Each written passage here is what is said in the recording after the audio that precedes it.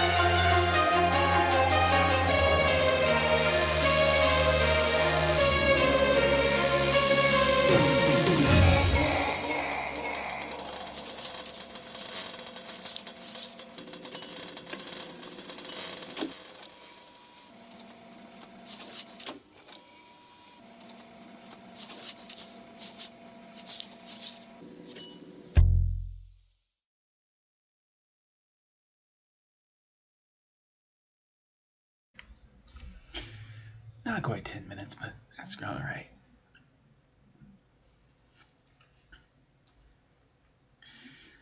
The song was just a little short, but I still love it. Continuing on with spooky stuff.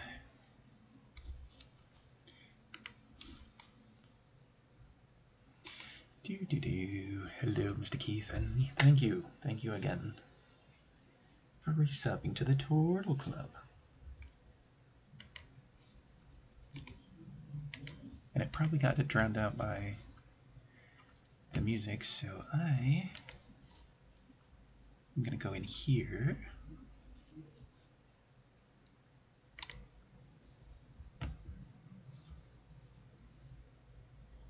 I just want to play the sound, yes. Play the sound.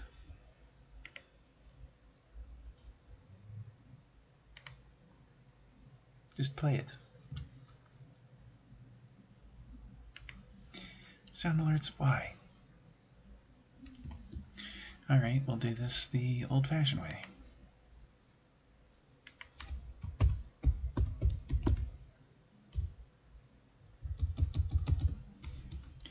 We will just go look it up again.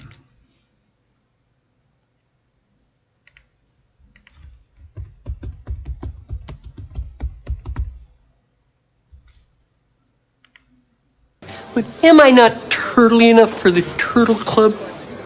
There we go. Hopefully that came through on stream. I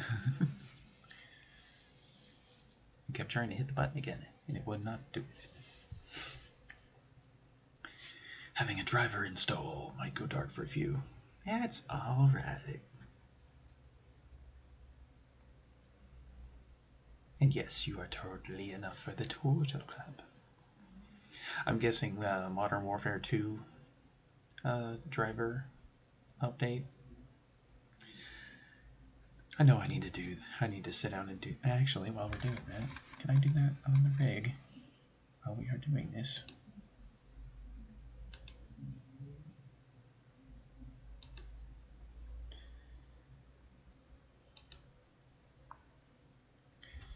It shouldn't affect the stream, but I know Destiny was running like absolute garbage. Not last night, the day before. Everything was running like absolute garbage, and I don't know if that's just server nonsense or if I missed an update through NVIDIA. Which might be both, because let's be real, ever since that event started, Destiny has been absolute dog water.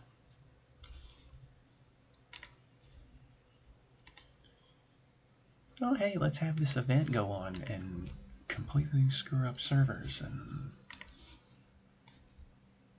oh, before I forget, there's the link to the spooky song that I was playing.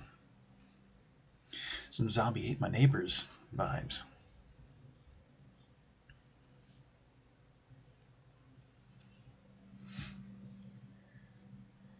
It's like when they added Solar 3.0. My computer, your computer was having a, yeah. I'm more inclined to blame Bungie, but I know my rig isn't top notch. So, oh, I guess I could switch my scene. Boop. There we go. Yeah, I think it's more on Bungie's end, but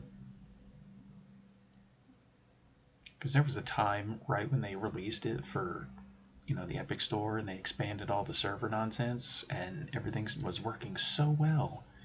And now it seems like everything is starting to fall back apart. So I think it hit everyone, to be fair. There.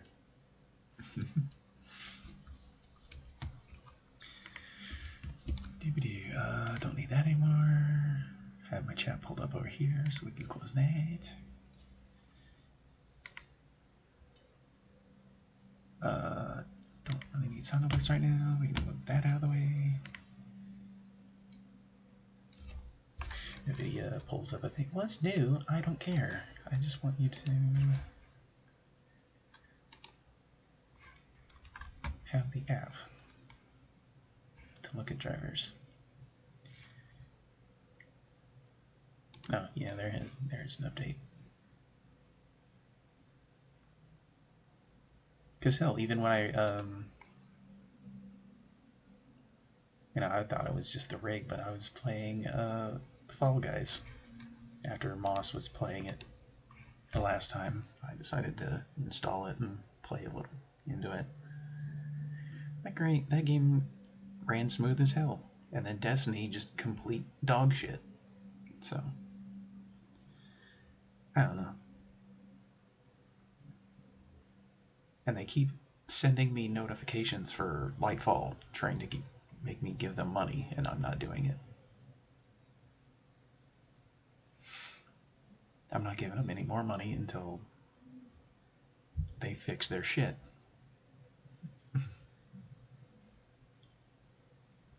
And now it's dog shit in the middle of summer, and you just stepped in it. Oh, he stepped in the poop again. He called the shit poop. Okay, so let's get everything situated and out of the way. Pull up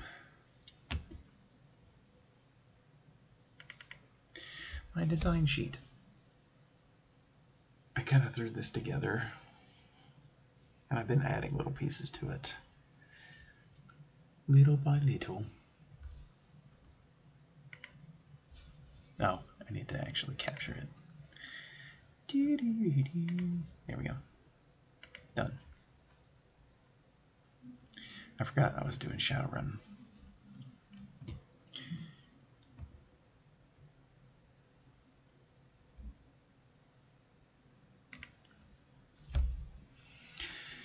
And honestly,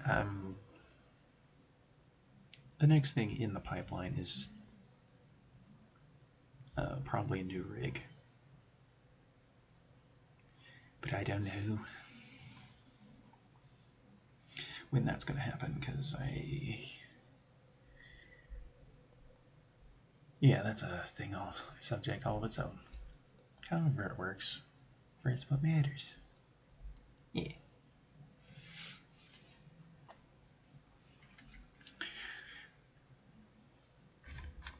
Oh, wait.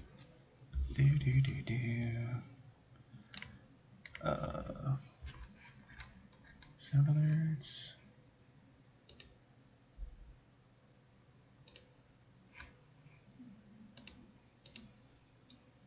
Yeah! Yeah! Yeah!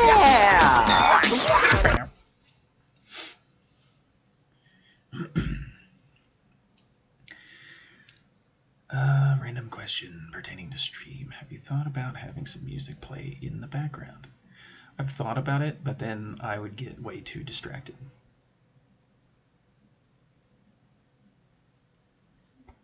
Because I remember there was a long time ago when I did the Minecraft stream. I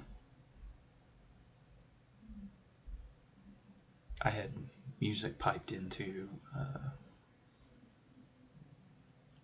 just my headphones, and I don't know, it's a distraction. I think there's some streams where it wouldn't hurt to do something like that.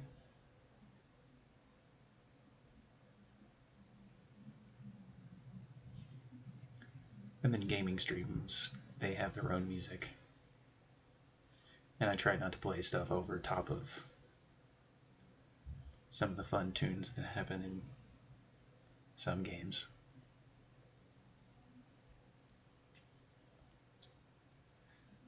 Because I think I was in Cuddle Monster's stream, and there was a clip that popped up of when I was playing Castle in the Darkness. I did not even know I had a clip, but and it's like, that music is so good. And that would be a great thing to have kind of in the background, but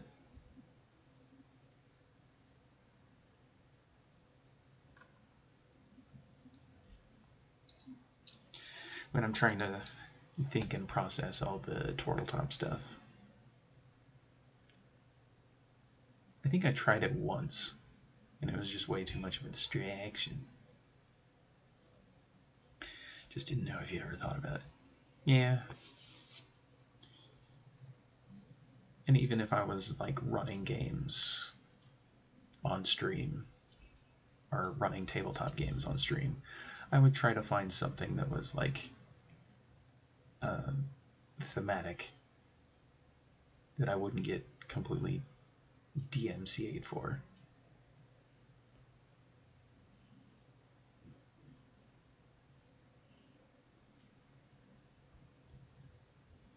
Because I know that, what is it, the Skyrim and some other game. It's what Zane uses on their stream when they're doing art and they have music, more of an ambient kind of thing. Oh, yeah.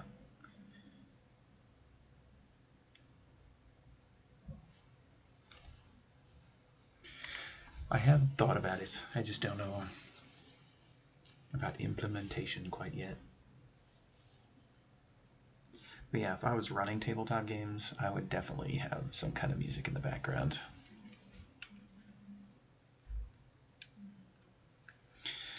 Because I know even with like what I do for the intro with OC Remix, you know, all that is royalty free. You don't have to worry about getting popped for it even on YouTube, because so long as you give proper accreditation, they don't come after you.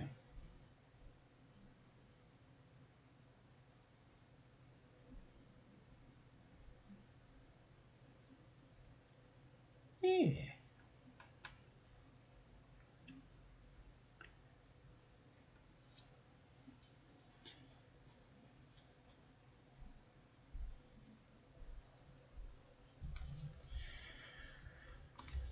So, where to start with Tortletop designing?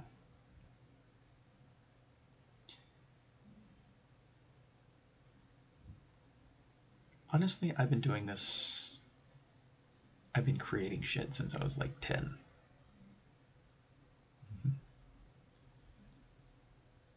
So it's kind of hard to boil down an exact thing. I'm actually trying to tweak my support stuff on the bottom of the stream. I want it to rotate in and out. That's fair.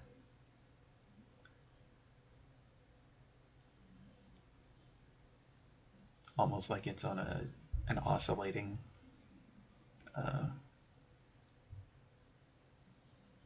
timer.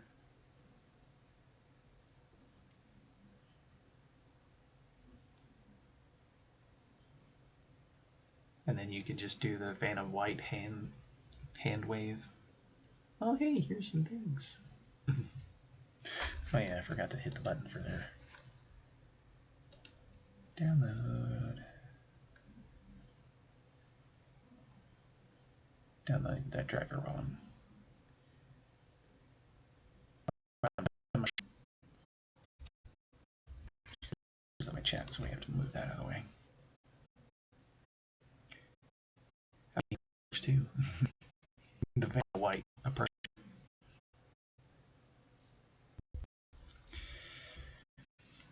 Alrighty, so there's a couple of different ways you can actually start. When you decide you don't want to be a player, you want to be you want to be a DM for the first time. There's a lot of advice out there on the internet. And one of the big reference points that I'm going to make is Matt Colville's running the game videos. Just right out of the gate, I'm going to recommend that.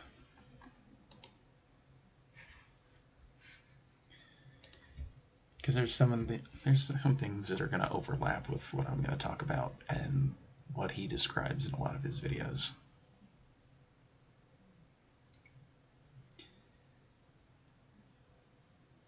But the whole basic idea is you want this creation to come to life.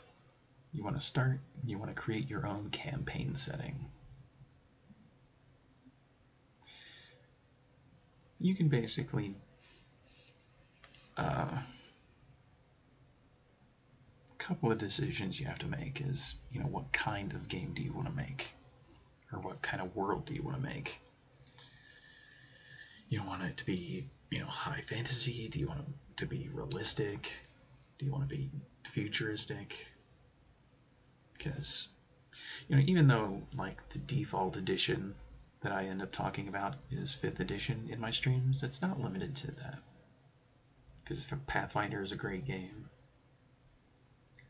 Star Wars has its own tabletop RPG. I believe Middle Earth does as well.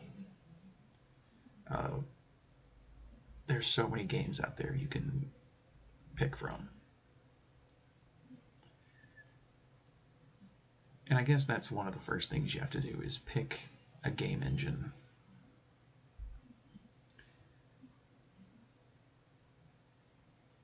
Which is a little self-explanatory.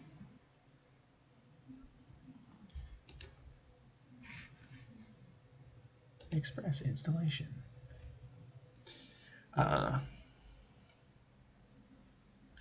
Don't you beep at me.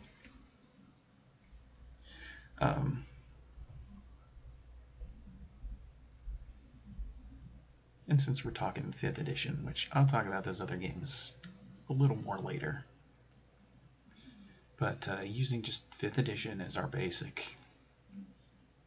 model for a game, learning the engine, it's not that hard. You can run a 5th edition game with just one set of dice and be just fine. And I guess one of the other things I want to bring up is I'm hoping, my hope is with, the 4 streams that are up on YouTube and then this design stuff, Vinny has made a comment many times that he doesn't understand tabletop games, but he enjoys hearing about them. And I'm hoping by the end of all this processing that even somebody like him will have enough knowledge to have a knowledge of what's going on.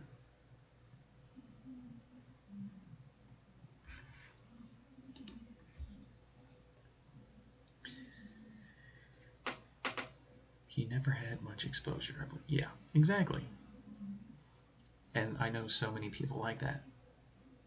And even somebody like Duck, who has some role-playing experience, and he's played a few games from what he's mentioned before, but he's mentioned wanting to run a Star Wars game.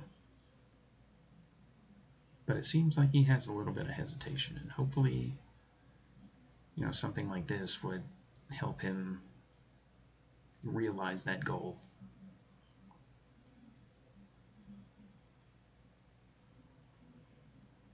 Because it seems like it's something that he really wants to do.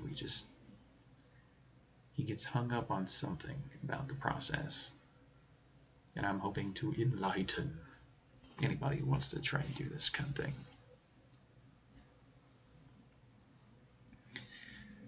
After you picked your game engine and you started, you sit down, and you can do this with pen and paper, pencil and paper. But since we have technology, we have things like laptops and computers and iPads and all this kind of thing where you can jot down your notes and do all the monkeying around that you want to. Because that's one of the things is the file you're looking at, it's Notepad. Notepad runs on a cardboard box, so you don't need anything super technological to do so.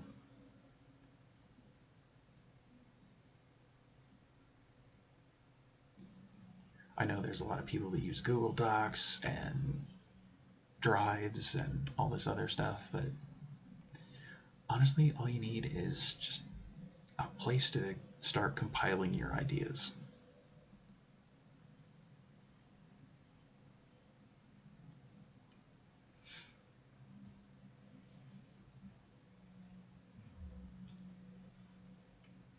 And it's just that simple.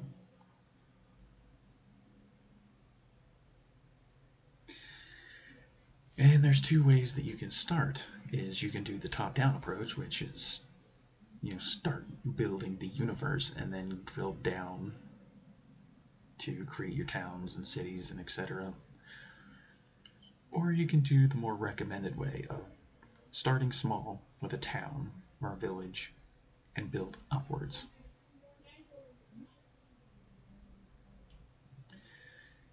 And that's more so the recommended way, because you can start small and very much like sculpting.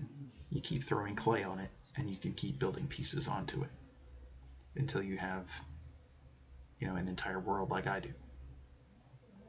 Because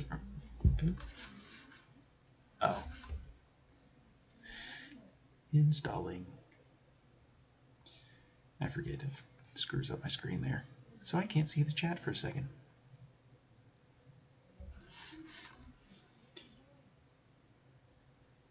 And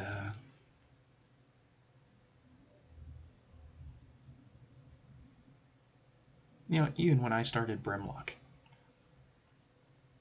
Brimlock was the first town that I created in 5th edition. It wasn't, spectacular by any means, but it just started off with me wanting to make a little dwarven fortress town. And you can start that easily. I'm going to pull up my chat on the laptop until it comes back. Your browser, I'm decoding the video. Yes, thank you.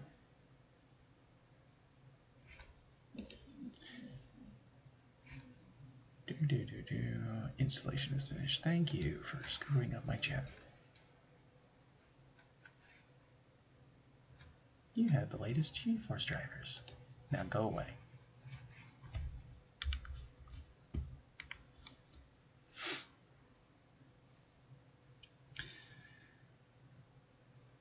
Because like I was saying, Brimlock started off with just me wanting to make a little dwarven town. Used to be a fortress, now it's a town. And then you think about what's around the town. It's just a little mountain. It's a lot of mountains. And I forget what it was called. I'm going to Google this right now. Move my coffee out of the way. Baldur's Gate Dark Alliance.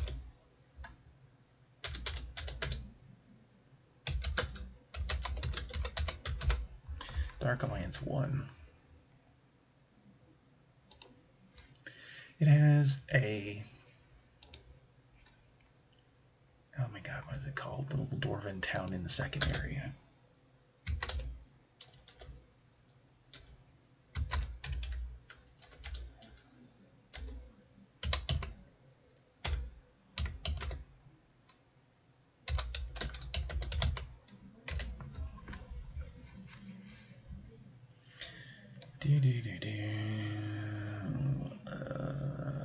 And you're not going to tell me.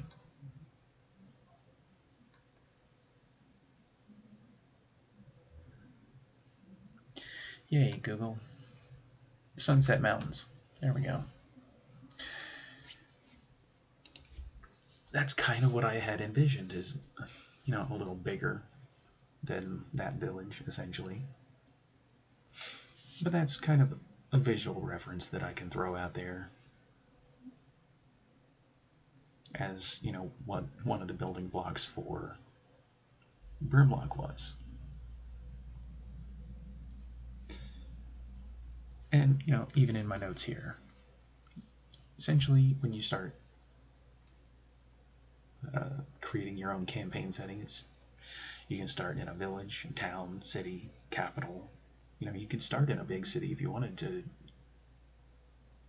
really do all that work of fleshing out a city. I wouldn't recommend it for your first time out, but you can do it. Or, back in the day, with previous editions, you could just start right in front of the dungeon.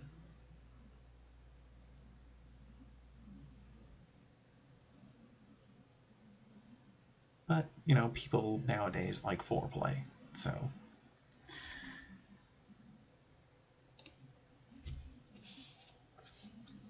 Which, giggity, I'm not gonna say bad things about foreplay. And then you could just start in a wilderness.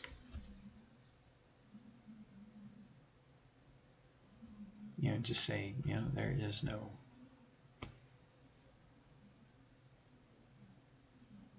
the classic you meet in a tavern. Exactly. And, there's some people who call it cliche, but it still works.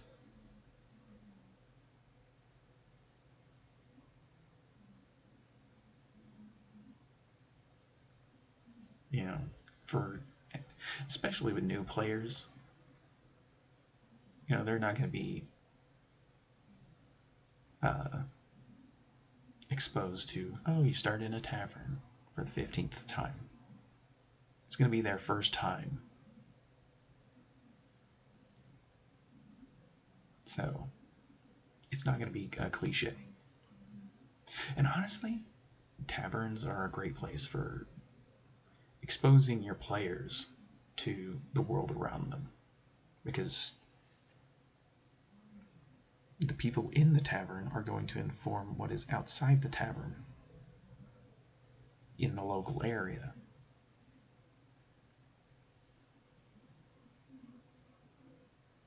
Whether it's, different exotic races, whether that's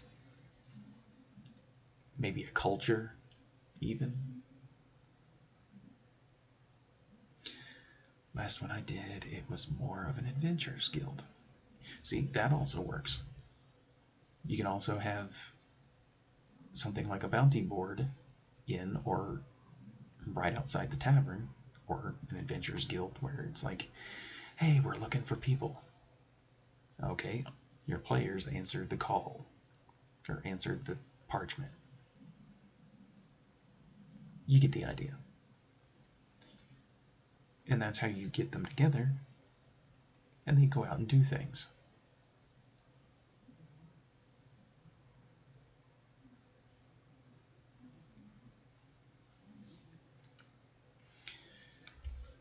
And honestly, you don't need a name right away.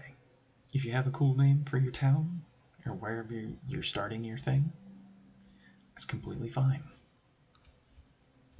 Naming conventions are honestly the last polish that you want to put on.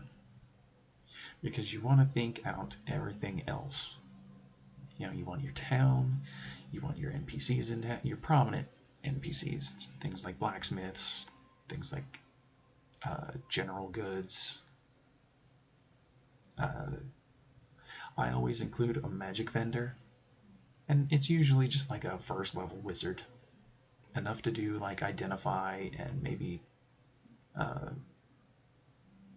some cantrip level stuff. If he was going to sell some kind of item to the player. Just cantrip level stuff that, and even maybe a scroll or two. It would be expensive, but, or if they wanted to actually learn spells from that wizard, then that's also a service you can offer up.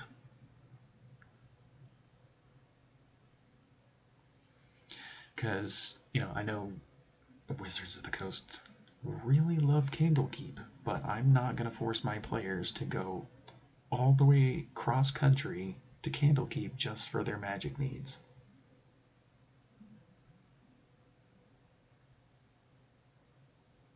I just completely disagree with that mentality just right from the get-go.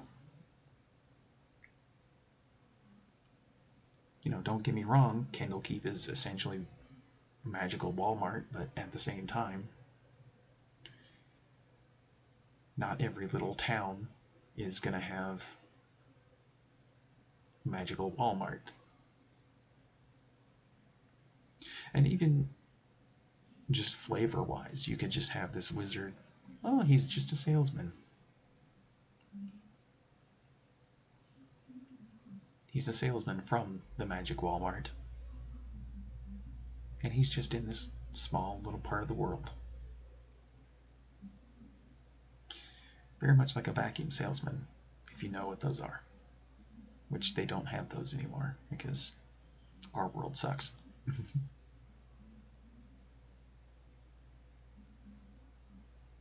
Same here.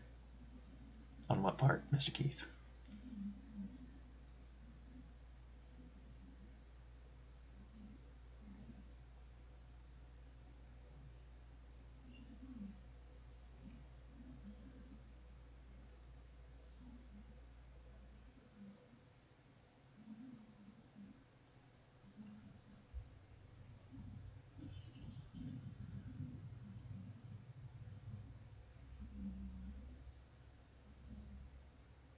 Part where you disagree with making singular. Oh, yeah.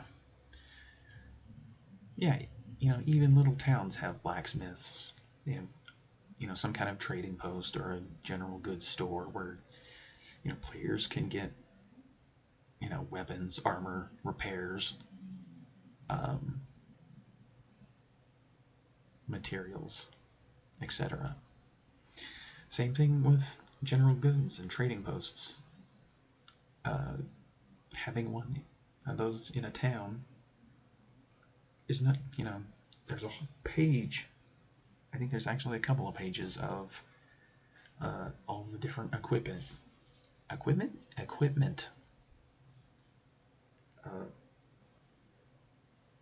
and just little things that you can buy. Maybe it's components, or maybe it's just, oh hey, my hammer broke. I need a new one. Boom. So I always try to incorporate one of those into every town that I make. Even if it's a village, I do that. Because even for something like a village, you need a blacksmith for horseshoes. So why not apply that to a village as well? And then, yeah, the magic vendor, I always try to incorporate one.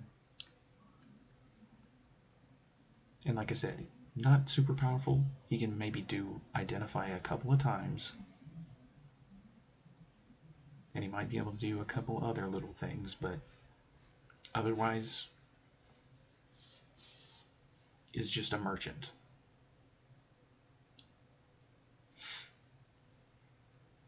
The other thing I tend to include in a lot of my starting towns is transportation. Whether that's, Skyrim style horse and buggy, whether that's a stable, whether that's even airship oriented. If you want to be super fantastical, they're not going to let you just ride for free.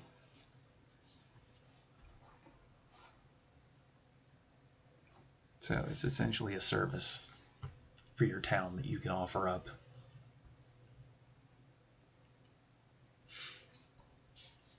Or even if you want to buy or rent a horse or a mount. Which mount is the better word to use there, because, with fantasy, you can have all kinds of creatures. You don't have to be beholden to horses. You could have owlbears that pull, the elven carts.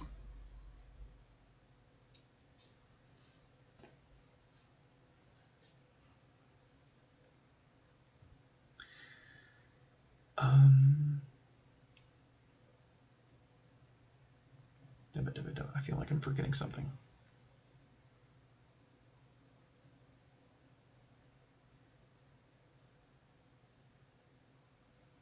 It's fine. I have this document, and then I'm actually going to show you what it looks like in action later. Because one of the things I've been doing recently is starting a new continent in my world. Well, the writing process behind it, anyway. Because as far as Verona goes, I've done all I can do to it until my players start monkeying around with it.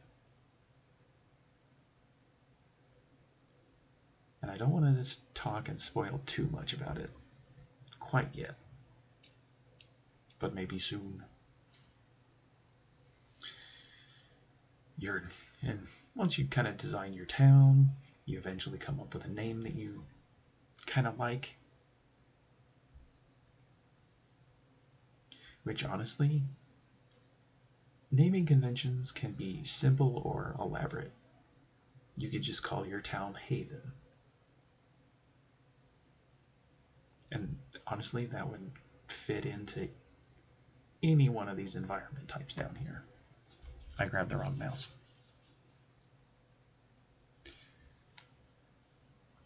You know, one of the things about creating an environment around your town is that's going to inform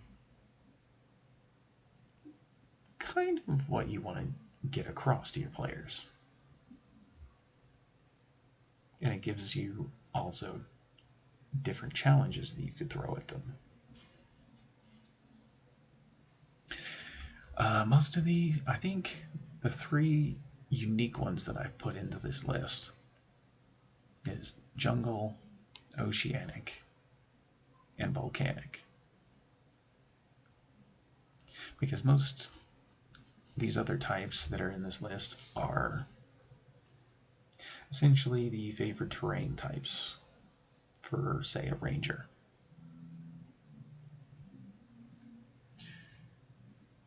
But that's something you can do if you want to. If you don't, that's fine.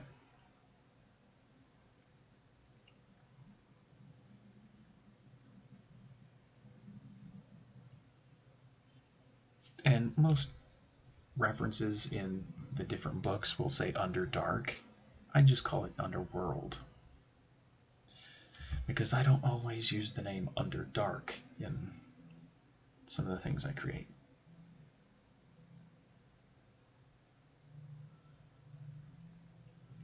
You could also probably use something like Subterranean World.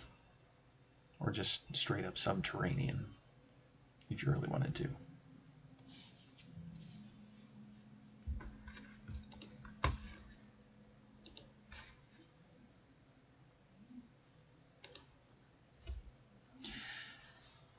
Because even as much as they want you to use the Underdark, you don't have to.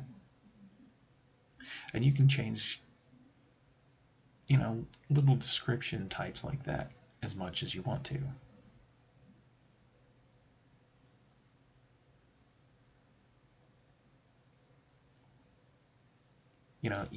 Technically I could use volcanic in mountains, but I decided to make it its own type because I feel like it does enough differently that it could. Oh, there's a court. Hello, friend. Don't know how long I'll be here, but wanted to say hello. I appreciate you, friend. Hopefully your Thor's day is going well.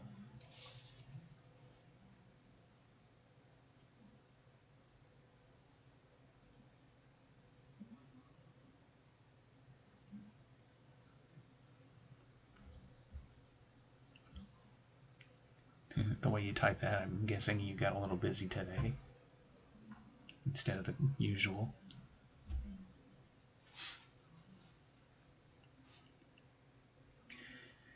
And honestly, kind of going along with the environments. Confounding at work, but otherwise mediocre. That sounds. You have even said it's usually super busy or not at all. Big special projects to do. It also snowed. Oh, I'm jealous. I like snow.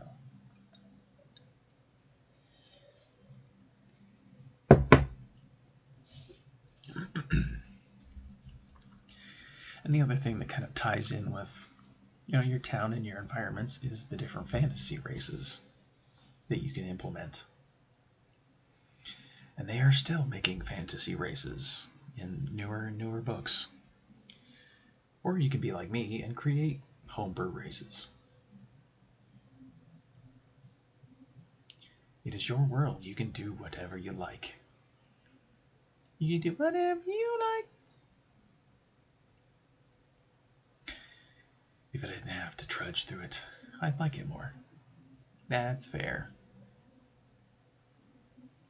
Yeah, your one wheel probably doesn't do well in the snow.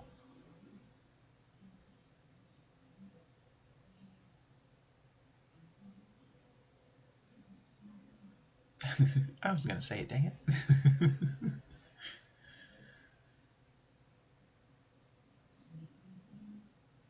I need to start sharing that clip again because it's stuck in my head again.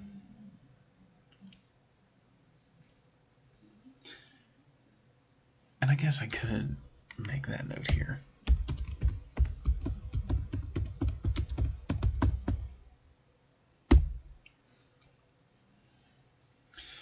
Common races is everything in the player's handbook. And, well, you don't have to use this methodology, it's just the way that I kind of categorize it. Is common races are basically everything in the player's handbook for 5th edition. The exotic races, there's a bunch of them that are in Volo's Guide to Monsters, Azamar for Volk, Goliaths, etc. You know, that's how I consider exotic races. The monstrous races, which are also in Volos, is things like goblinoids, orcs, you know, full orc, not half orc.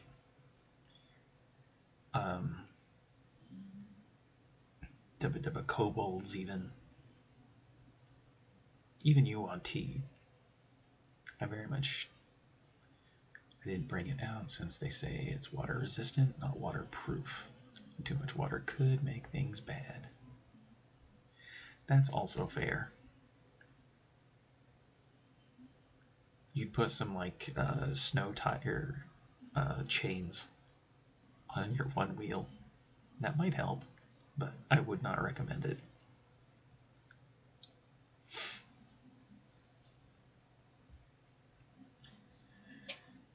And honestly, at that point, you might as well buy a surfboard. If you're just gonna slide on the ice.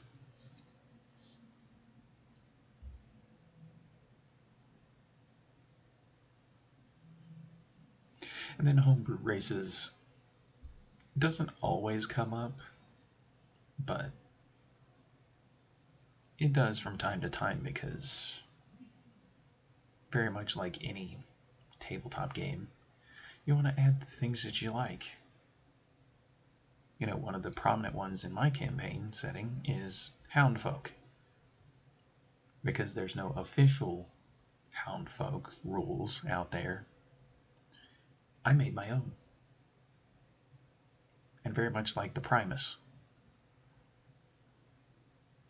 The Primus are essentially my reason for putting monkeys as playable races.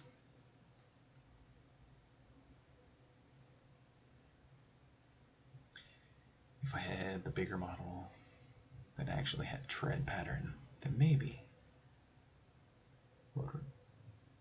Yeah, that is fair, sir.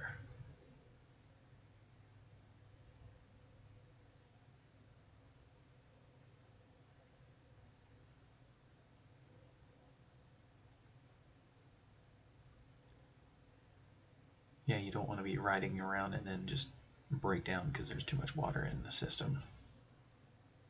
Or even in the gears.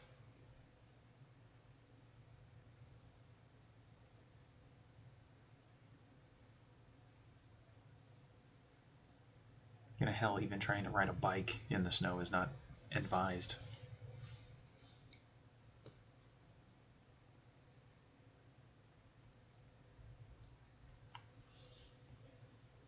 Because all you have to do is hit a curb just the wrong way. You're going to go ass over tea kettle into concrete or ice or into people or vehicles.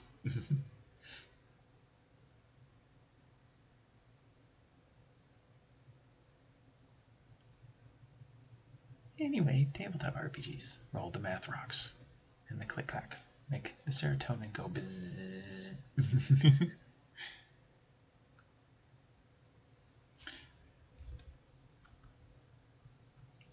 But yeah, since You know, if you're creating your campaign setting from scratch, add the things you like, throw out the things you don't. I know a lot of DMs have issues with the Arakakra, for example, because the flying just defeats a lot of challenges. And I think I've talked about it on a previous stream of how to make that more interesting. Which, you know, hell, Varuna is a setting where there are the winged folk. I was going to say Arakakra, but it's like there's more than just that. And they fly around and they do all kinds of crazy things.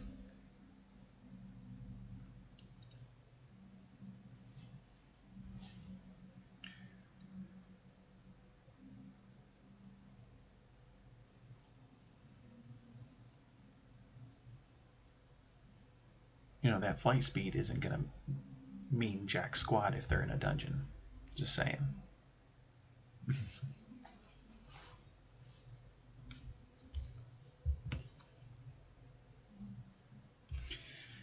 And then, you know, as you're building your town, you got your environment set up, you have your races figured out, which ones you want to use, as your NPCs. You start structuring your town with NPCs. And I'm always.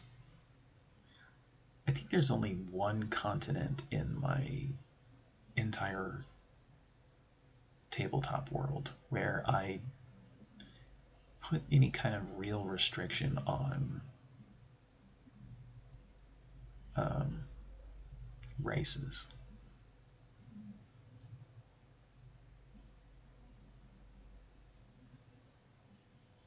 And that's Tor. There's reasons for that. Otherwise, I tend to be very multicultural with a lot of the world building that I do. Multi-races, multicultures. Just, you can go as light or as heavy into it as you want.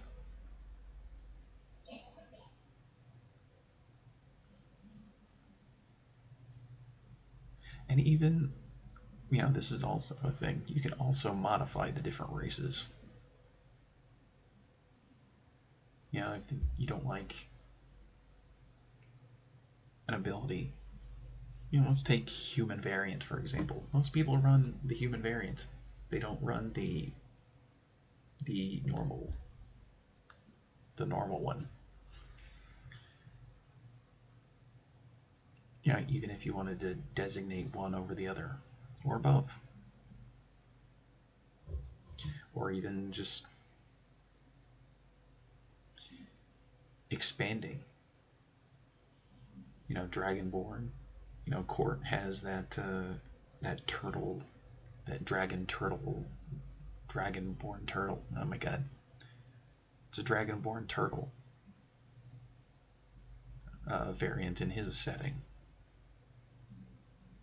I'm hoping one of those things that I said is the proper terminology for it.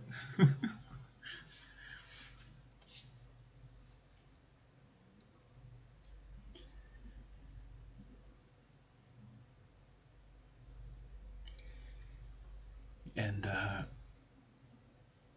you know, it's very much like in what I'm going to bring up later. Close enough. Dragon, turtle, dragonborn, subrace. There we go.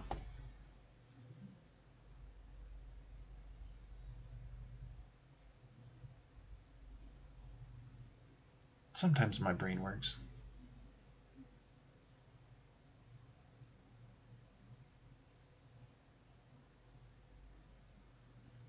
Trying to mash way too much into my head all at one time.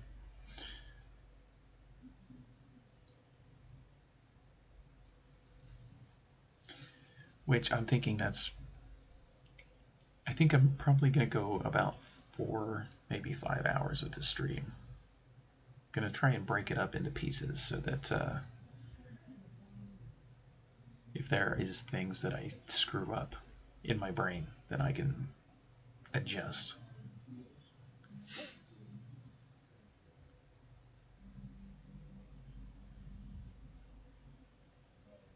You know, it'd be easier if D&D just decided to come up with a new name instead of just putting dragon on the front of everything.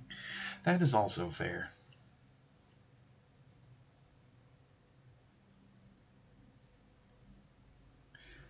And that's actually going to be a point that I make earlier, or later, when I talk about the continent that I've been building, is utilizing half-dragons.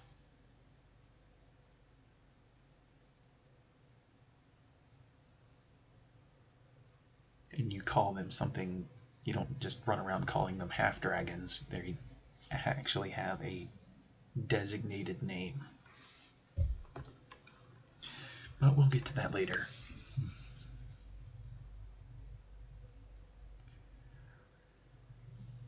But essentially, after you've kind of structured your starting point, your environment, your races, you start thinking about, how can you challenge your players? Encounters, objectives, etc. Uh, Mr. Keith brought it up earlier. The Adventurers Guild is very much a adventuring and bounties oriented idea that you can utilize. Hey, here's this guild that is famous for adventuring, and they pay out well.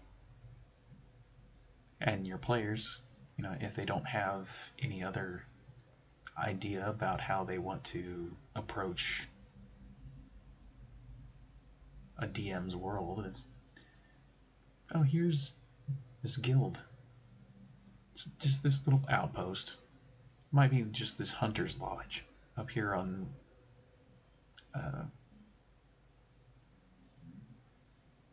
just up on this little hillside. And they might even train you if you put in enough time. Bounties, you can basically have a bounty board in your town of little things that are happening. There's an owl bear that ended up in my garden, in my fields. It chased off all my workers, and I just need it taken, driven off, or killed.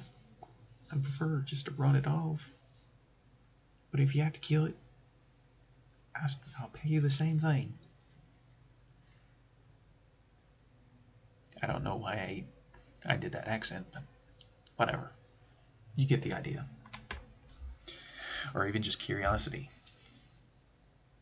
Let your players figure out what they want to get involved in. Even exploring. There's a lot of, you set up this environment up here. Give your players a reason to go venture into it. Whether maybe there's a map maker in the town and he just needs you to go out, survey, and then come back. Hunts, very much like bounties. You could go out and hunt specific creatures.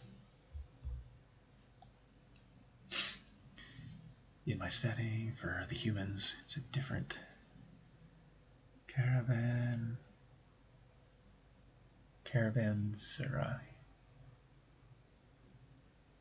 It's a word you don't hear today, because they are the ones who go outside the protected cities into the savage wilds. Nice. One of my favorite questions to ask when culture building is, how do they treat their dead? What traditions? Yeah.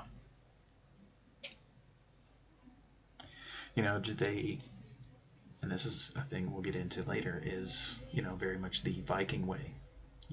Do they take them to a tomb? Or do they just burn the bodies? Pyre.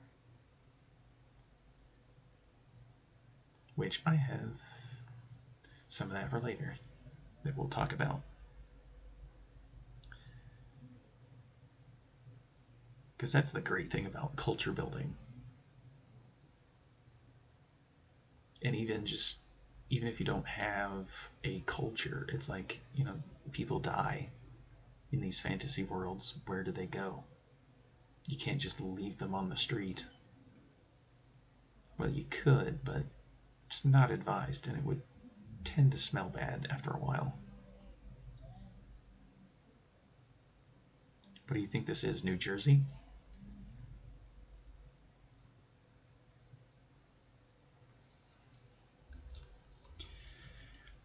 Tasks, same thing as bounties, but these don't have to be combat oriented. You could basically build a bunch of skill checks into just tasks and have your players run through it. Gotta go be responsible. Okay, Mr. Court. Hope you have a good one. We will see you later.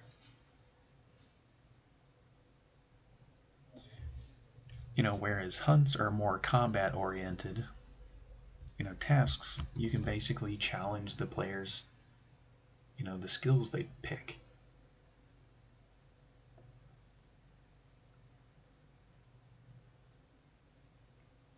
Because, that's one of the things about creating characters in 5th edition especially is you get class skills, some races get skill bumps in different places.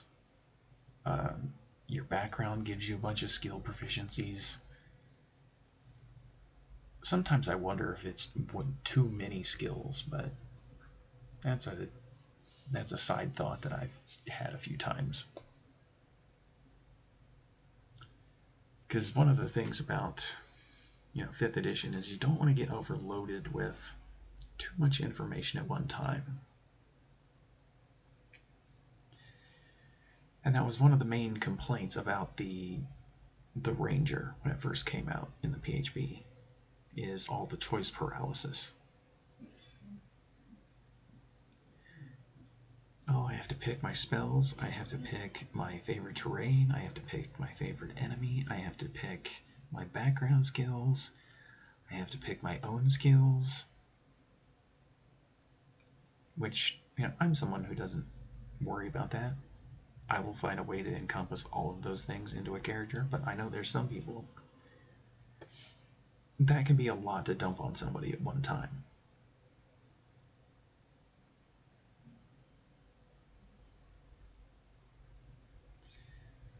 And I think just spell casting in general is its own weird complex, especially in 5th edition. The spell casting system is so... And there's a lot of spells that do the same things.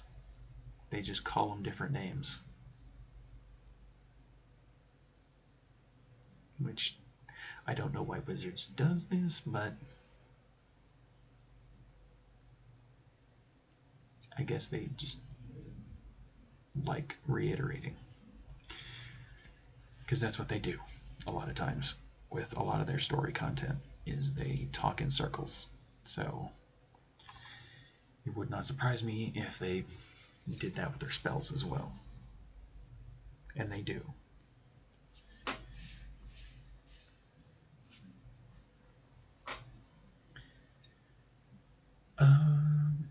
And quests. Quests is more so tying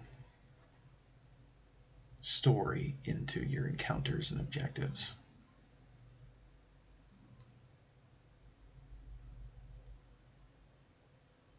There's some kind of story element that you want to offer up to your players.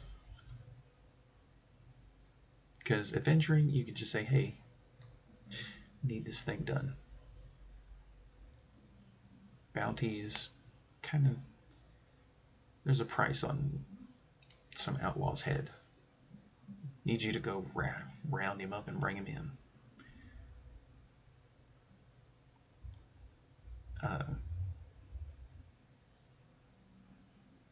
the way I think about quests, anyway, is usually there is a story element tied to it. And I usually tend to tie quests into the campaign itself. Whether that's, hey, there's a tomb here. Whose tomb is it? What's in the tomb?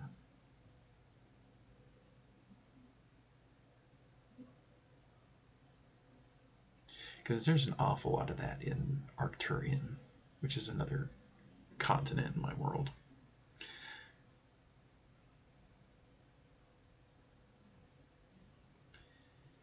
But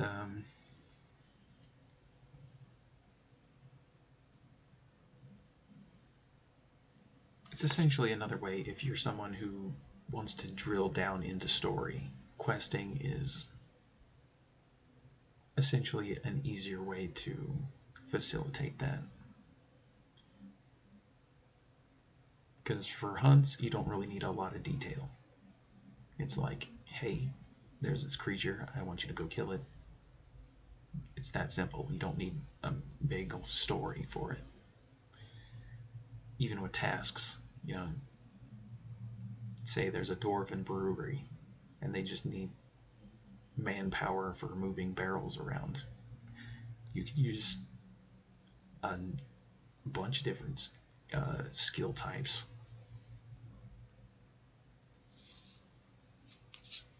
And, you don't need a big old story or anything like that. Exploring doesn't have to always result in combat.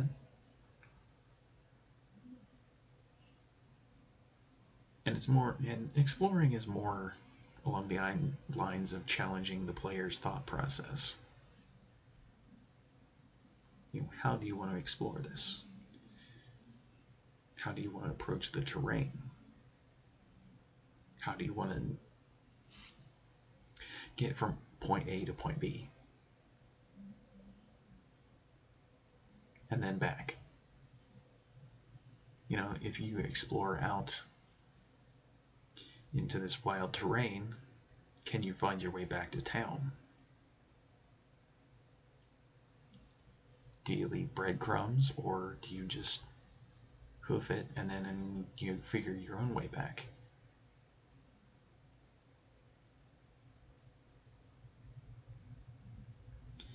So yeah, exploring can use some skills, but it's more so challenging players' thought processes.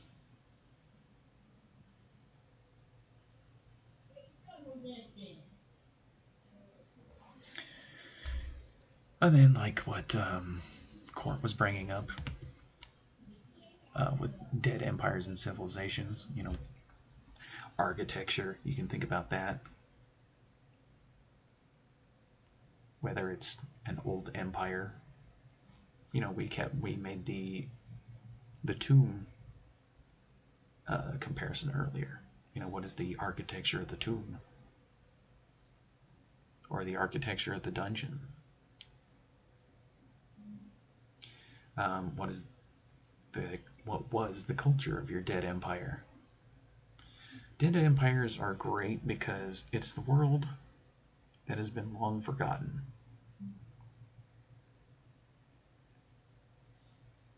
Whether that's dungeons, tombs, temples,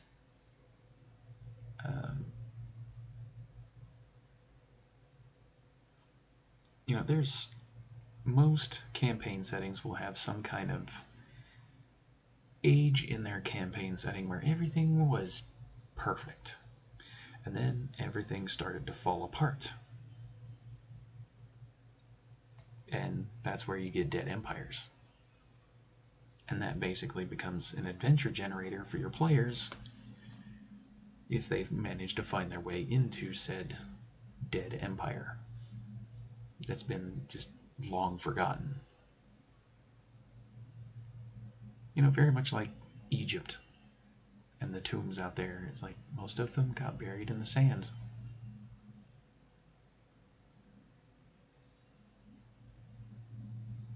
The Aztecs, the Mayans, a lot of their structures, their towns, their cities, all got buried by nature.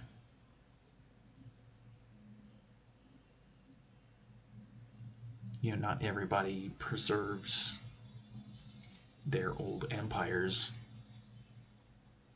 like Europeans do, with their castles and such.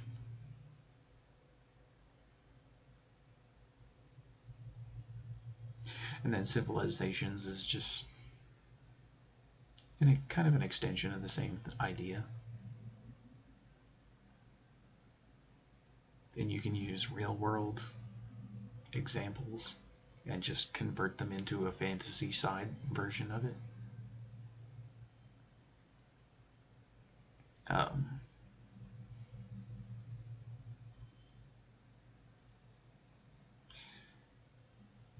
And I guess one of the prime examples I can make is in Arthurian.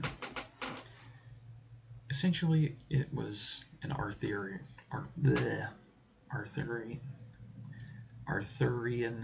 style medieval empire. Words are hard, and they built up in it. All of these, the architecture, the culture, the everything. Well, a lot of that, if I was going to run a game in Arthurian, a lot of that is past. And the old knighthoods are not the same anymore.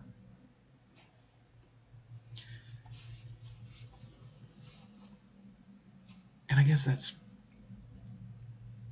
part of the example I can make is, it was a knighthood. It was a kingdom based on knighthood. But it has long been forgotten.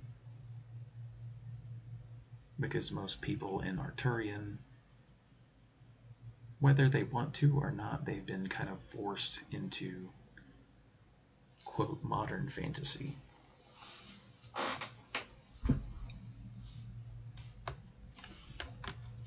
And a lot of the old, places of tradition are just long buried. Whether that's tombs, castles, temples,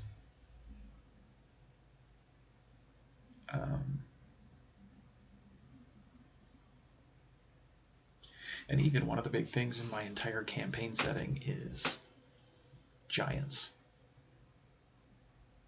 Giants had the most expansive empire across my entire campaign setting. And then they got defeated one by one. All of the different giant factions were essentially defeated, and people took over their holdings. Most of Arcturian, a lot of the points where the towns and the cities are essentially where giant strongholds used to be. And primarily humans came in and essentially did a fixer-upper and made it their own.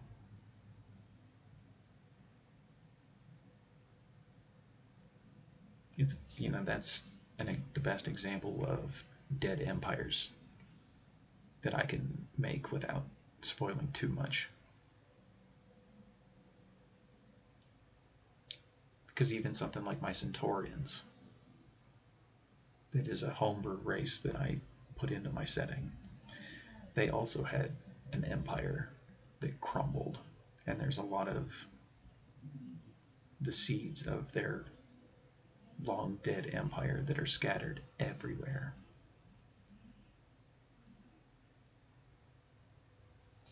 And even just their culture got shattered.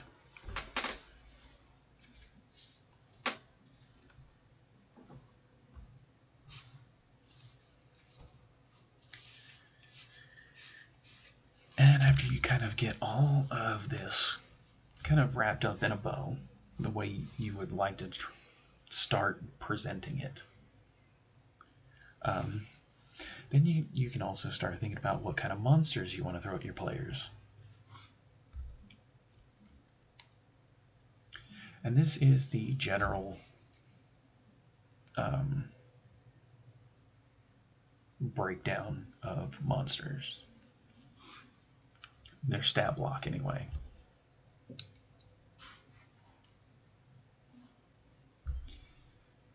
Well, there's one thing missing here, and I'm going to talk about that too once we get to that point, but not all monsters need a name. It usually helps. A description usually helps. But even if you just thumb through the monster manuals and you find a creature that's like, oh, hey, I want to use this on my players, or I just want to use this in general, it's like, this is essentially your breakdown of all the things they can possibly do that you might have to consider when you're trying to design.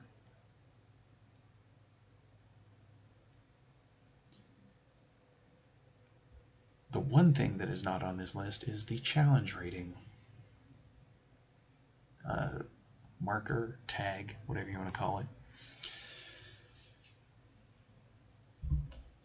5th edition made this system called the challenge rating system. Well, it was in previous editions too, but they really tried to drill down on the challenge rating system in 5th edition, and I don't think it works as it's supposed to. It'll give you a good ballpark, but you really should be careful if you're going to try and trust the challenge rating system.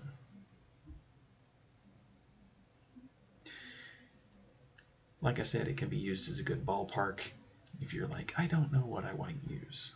And you look up CR1 creatures, for example, and it'll give you a big old list. And then you just kind of pick through what you want to use and what you don't. Use the things you want to, throw out the things you don't. It's fine.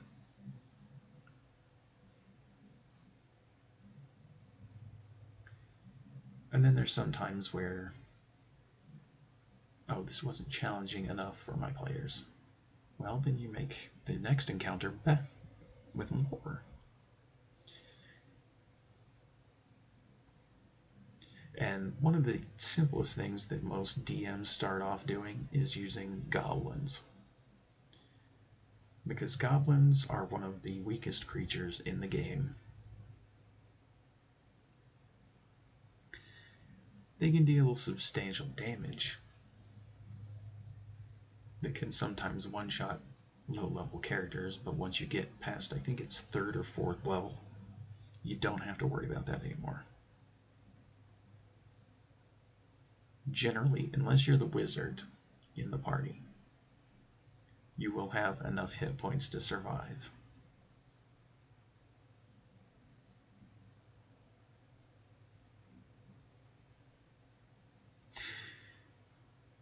And usually, it's the wizard that usually gets targeted by said creatures.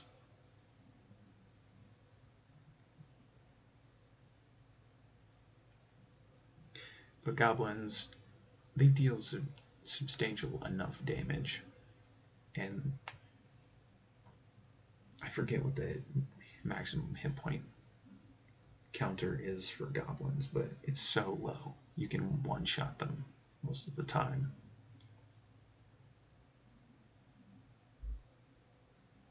So they create enough of a threat to your players that's what makes them interesting.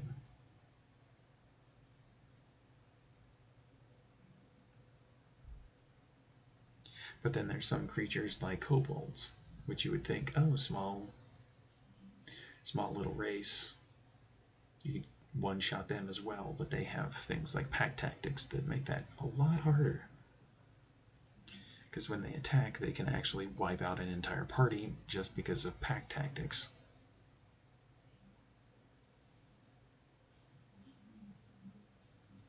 So there's, sometimes where the challenge rating can throw you off. It's more so about, experimenting and see what you like.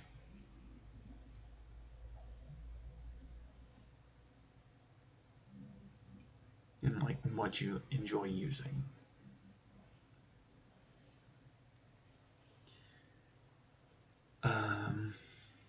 Stat breakdown, very much same as the players. They have 6 stats. They have their HP, speed, armor, their type, which sometimes usually only applies to certain spells.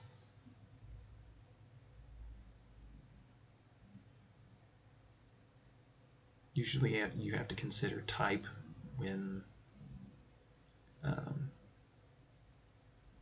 there's some spells that are specific. And then alignment is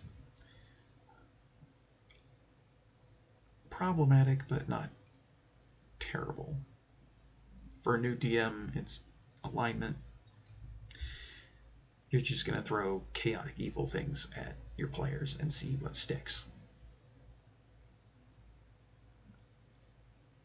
Because sometimes you just need to throw creatures at your party without any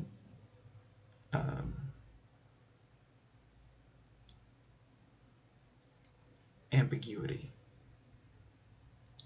I guess is the right word. You can slaughter these goblins and not feel bad. Essentially, is what the point is. That's not always going to be the case, but that's just a clear and present example that I can throw at you. Damage and condition resistances, immunities, these don't generally apply until later in the game. So a brand new DM, you're not going to have to worry about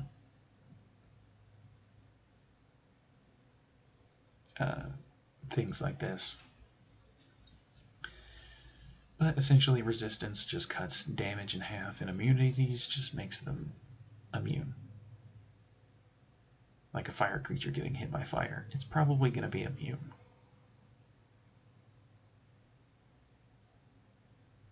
Conditions are a little more complex, but same idea applies. There's a lot of monsters that have certain saving throws because they're better at things.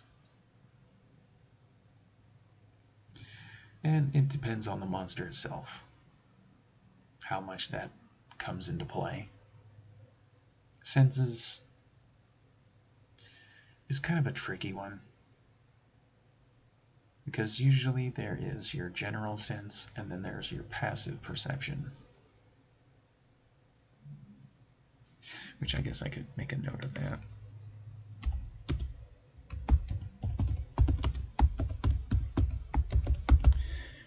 Which most creatures will have some sort of passive perception.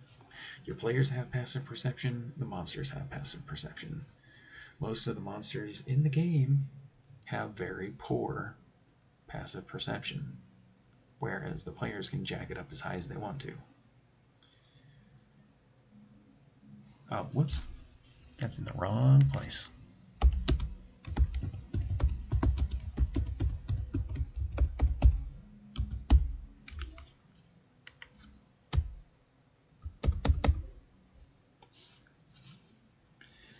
And then there's some creatures who have true sight, which, honestly, they see everything.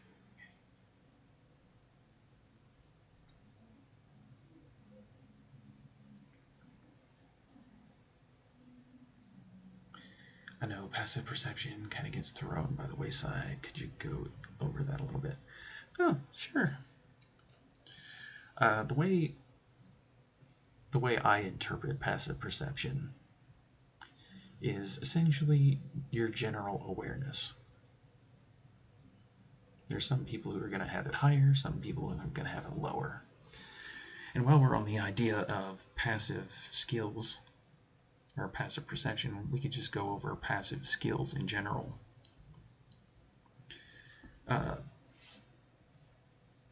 Passive perception essentially is a good tool for DMs to know. Players will. I believe it's wisdom or intelligence based. I'd have to look up the mechanics on it, but it's essentially how much can you perceive before a check is required. Because, say your passive perception is like 10, just an average 10. And then, something, the DM behind the screen is going to think about what all can you perceive with that 10. And if something applies, they can say, okay, I need you to roll a perception check. You've kind of caught the attention of something, or something has caught your eye.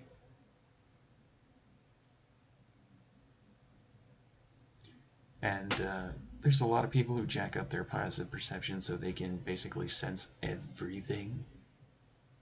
They want to be Sherlock Holmes, essentially.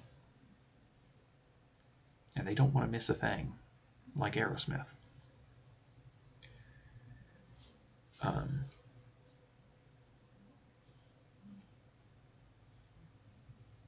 I don't remember if there is a cap for passive perception, but I know there's an awful lot of items and skills where you can bump it up to ludicrous levels.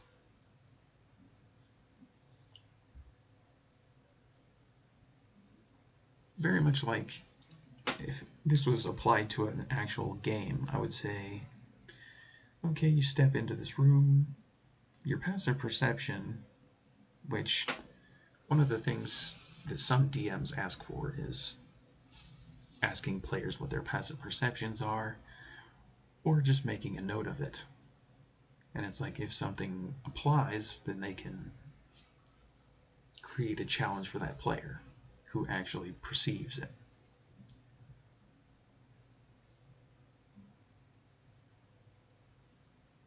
Because sometimes the way I implement passive perception is if your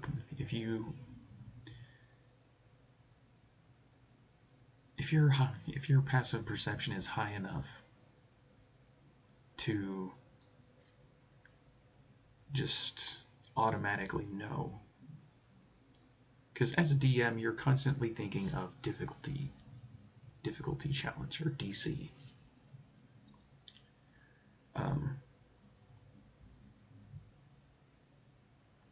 Say your passive perception is like 15, and the DM has decided that you only need, like, let's say a 12 to perceive this thing, then there's no roll required. The DM can just say you pick up on this without needing a check, essentially. And I believe there's 3 different passive skills in the game: passive perception, passive insight, which gets used even less than passive perception does. What is the other one?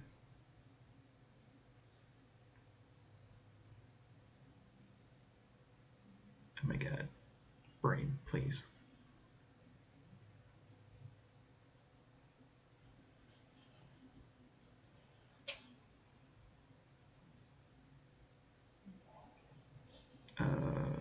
There's 3 of them.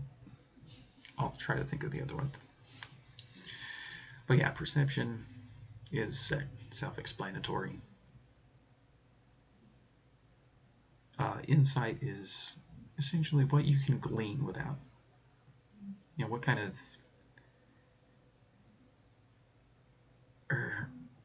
yeah, because perception is based on, kind of looking around. Insight is more about analyzing a person or a creature. to try and gain some kind of information, gleaning information, essentially. And I can't think of the third one.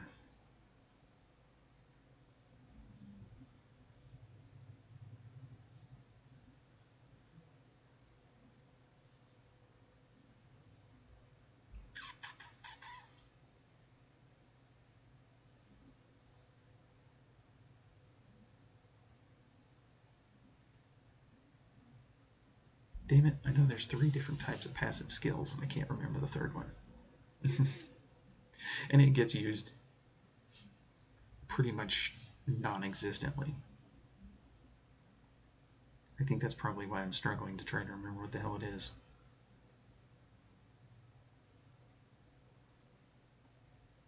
Because there's a lot of DMs that'll just have you rolling perception checks constantly. And they just do not even take passive perception or passive skills into account at all.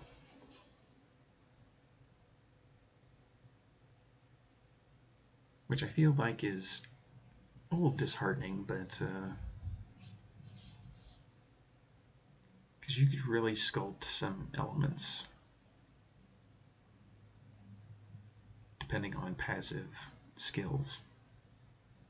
Because not every, I know people enjoy rolling dice, but at the same time, there's some people who just, you're in a moment. And it's like this dice roll could potentially just ruin the entire moment. So you could use passive skills to kind of bridge that gap.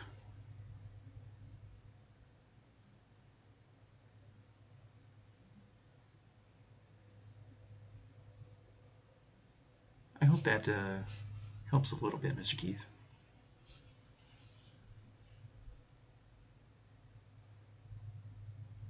And like I said, most senses are normal vision, dark vision, superior dark vision, and then true sight.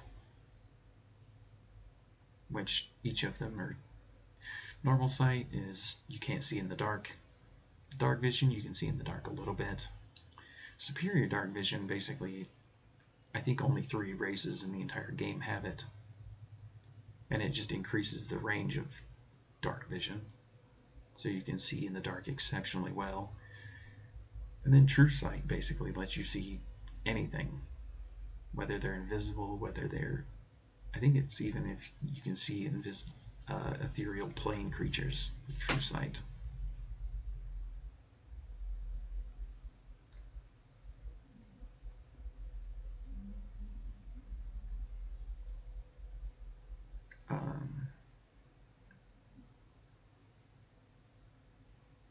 I don't know, did that answer the question, Mr. Keith?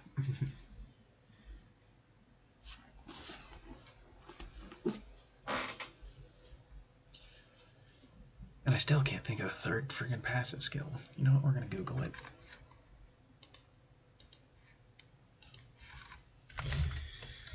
D-A-D-I-E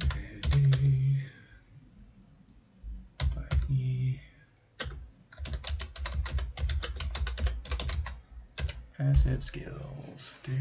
Passive insight, passive perception. I thought there was more than just 2.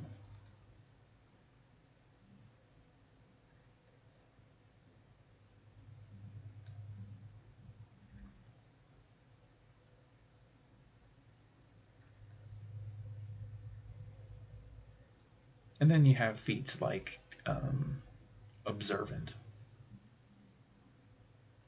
Or even some spells that will basically just take the entire challenge out of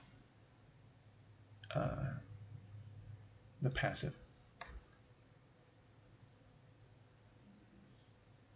Passive investigation. That's what it is. It's investigation. It's essentially what can you figure out without having to roll checks or even monkey around or experiment with something to figure out its function. Usually passive investigation is something that is used for like traps. Can you pick up on... And I know a lot of people use perception for this, but I prefer investigation for detecting traps. Because perception will basically kind of trigger your thought process to, oh, there's something odd here. And then you can fall back on passive investigation. It's like, okay, what can I study in this moment and pick up on? And that's essentially how I use traps. Perception only gets you halfway there. And then actually passive investigation basically lets you figure out, if it's high enough anyway. Depending on the DC, it's like, what does this trap do? Can I trigger it without anybody getting hurt?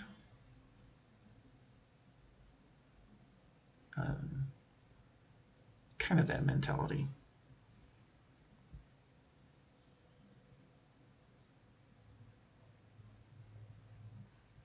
But I know there's a lot of DMs who just use passive perception and then perception checks, and that's all they ever use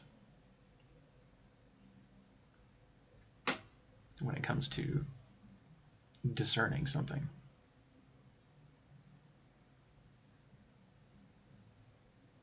Which is one reason I use nature and survival. If you're out in the wilderness,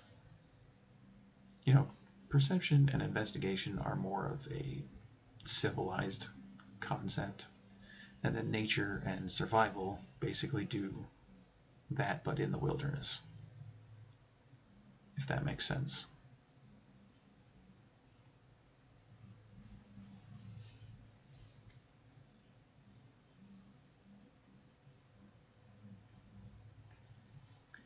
Because you could perceive in nature, but I'd rather just have somebody to vary things up as a DM. There's an entire giant list of skills in the PHB that you can pull from.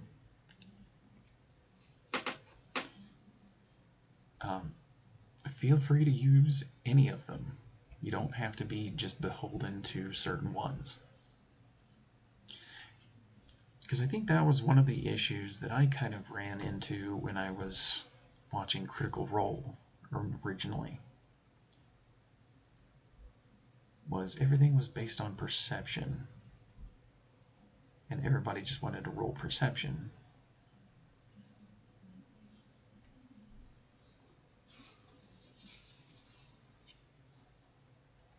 And I feel like perception's a little overused as a skill. So that's kind of why I decided to narrow it down a little. Narrow the scope of it so I could use other skills alongside it and still kind of contribute to everybody being able to have a diverse skill pool.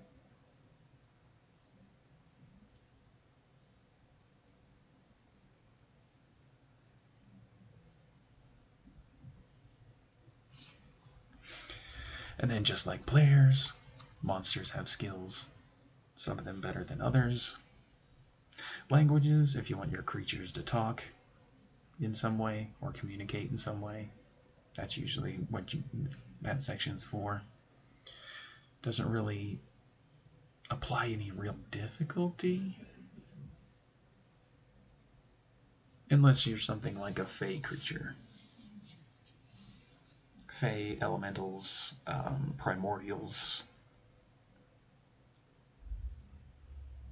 Even if you know something like druidic, you can talk to trees. And you might be able to, talk to Treebeard. Treebeard would have probably killed the two hobbits if they tried to sass him, but they talked to the tree.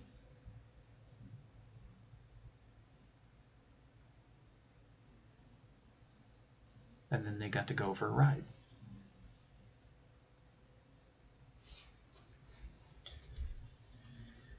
And then the action economy, that's going to be its own different discussion, later on down the line. Because the action economy of 5th edition generally boils down to action, bonus action, reaction, your movement, and your concentration. Those 5 things. And there are mechanics where you can monkey around with each one of those in different ways. That's kind of the quick version of how to explain the action economy. And the other thing about action economy when it comes to monsters that I can bring up is that the way 5th edition works with the action economy is that when you have one more monster than there are players, the monsters have the advantage because they are able to deal that one extra turn of damage or effect or whatever.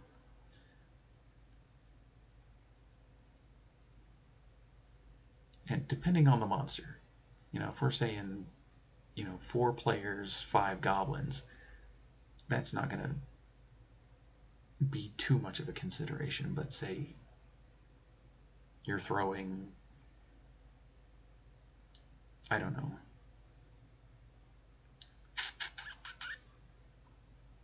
a whole band of goblinoids.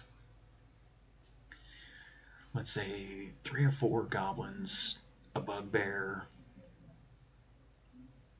and a hobgoblin. Essentially, the players are going to be kind of strained, essentially. Let's see, what did I say? 4 goblins, 1 bugbear. Yeah, so that's 6 creatures versus 4 players. The players are going to get, unless they apply some strategy to offset that disadvantage, they are going to get creamed.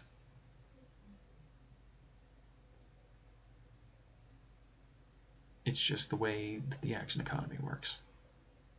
And then if you throw monsters with extra attack into the mix, that makes it even worse. So that's one thing to consider when it comes to the action economy and monsters.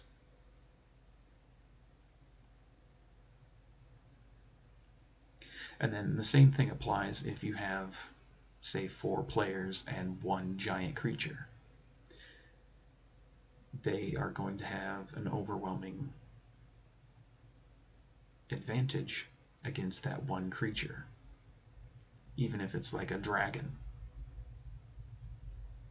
4 players with weapons and spells and who knows what else against 1 dragon. That dragon is going to get barbecued. It's going to be essentially a fight of attrition, but the party is essentially going to win every time. Unless you add a little extra juice onto your dragon, it's going to get barbecued every time by the players, just because the way the action economy works.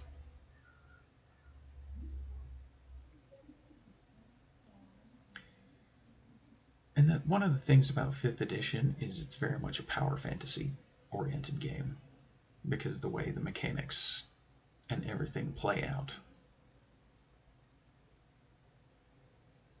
Because in previous editions you didn't have, proficiency bonus. But that essentially makes the odds of player success a lot higher.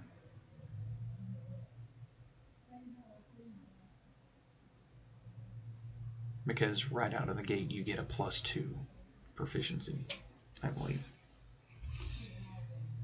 Doesn't matter what class you pick, you get a +2 proficiency bonus. So for every roll you're making, you get a +2. And honestly, if you apply that same bonus to monsters, you might be able to even things out a little bit in a combat, but because that's one of the things about stat blocks in 5th edition. They don't tell you anything about proficiencies.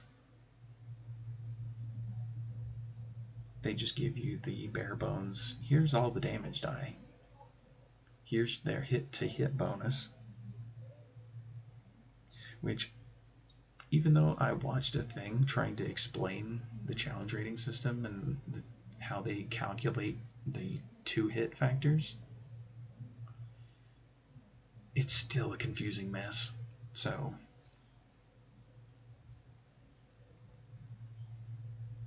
and then there's some creatures who are not going to have proficiency in,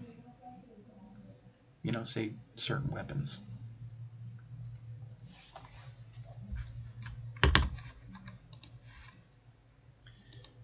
Because even when I ran that origin session, and this is going to be an old example that I'm going to throw out there, I had created, during Roth's origin session, I threw a creature at him, and I decided before the combat, since he's going to be dealing a d12 damage, you know what, he's not that great. He doesn't get that proficiency bonus. And that was an active decision that I made. This thing's going to be swinging this giant great axe around, and I felt like a d12 of damage when he actually did hit was going to be very substantial. So I basically knocked off the proficiency bonus, or the to hit bonus. And honestly, he still did some pretty damn good damage. He could still hit without any kind of real bonuses.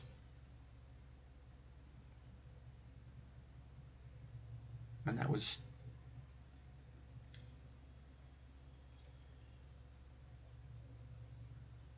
And Roth still kicked his ass.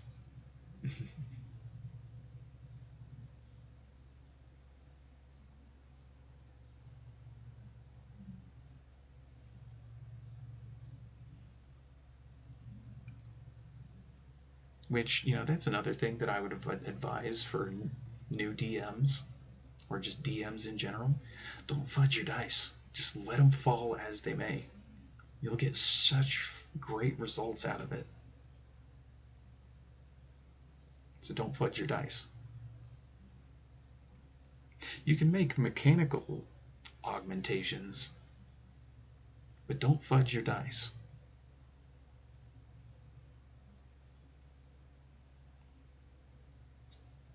Very much the Happy Gilmore. Play it off the Frankenstein's big fat foot.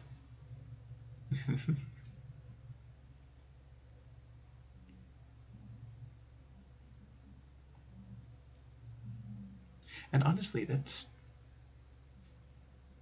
made it such a memorable thing for me to run.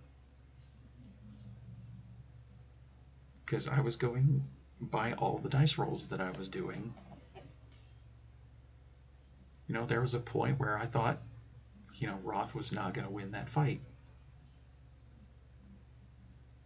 But the dice rolls decided everything. And there's some DMs that will monkey around with fudging dice. They won't tell you that they're doing it, but they do it. And I think the only time I would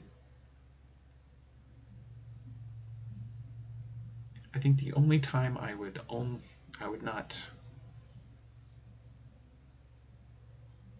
quote fudge die is if it was going to be like a one-shot kill. If the player is at like full HP and I just roll super well, I'm not going to one-shot kill a player.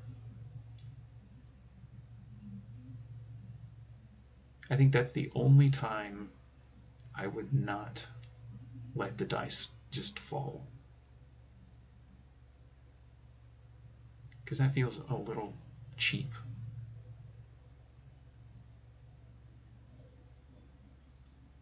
But otherwise, let the dice roll and determine everything.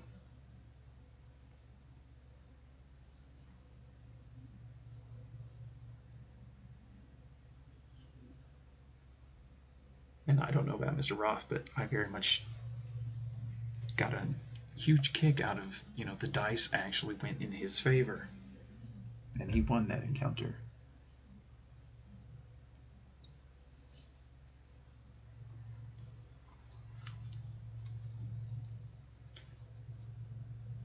Legendary actions, you're not going to... Brand new DM or someone just starting out creating monsters, you're not going to have to worry about legendary actions for a while. I would say once you get players up, I don't know, maybe, 8th, 9th level, maybe, is when you need to start worrying about legendary actions and resistances and etc. Just starting out, you don't need to worry about legendary actions and such.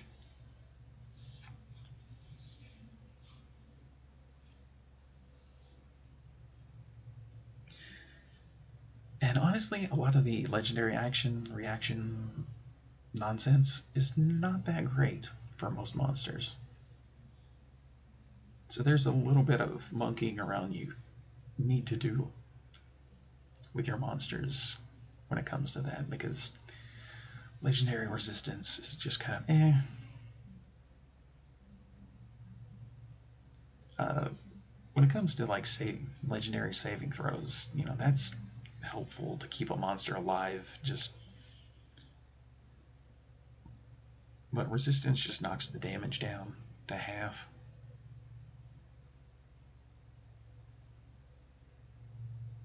Legendary saving throws basically, save your monster from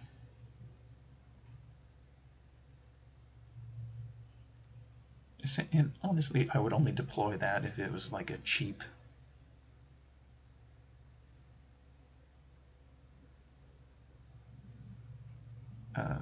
very much the same thing like what I was talking about with the cheap shot.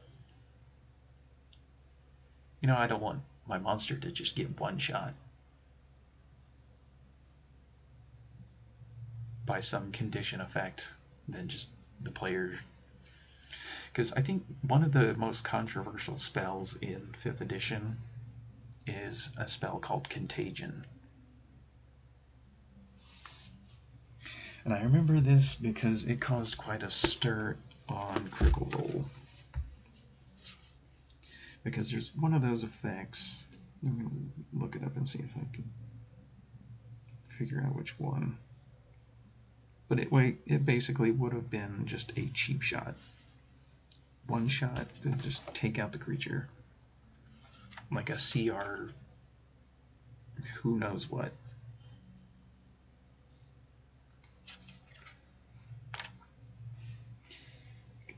Contagion.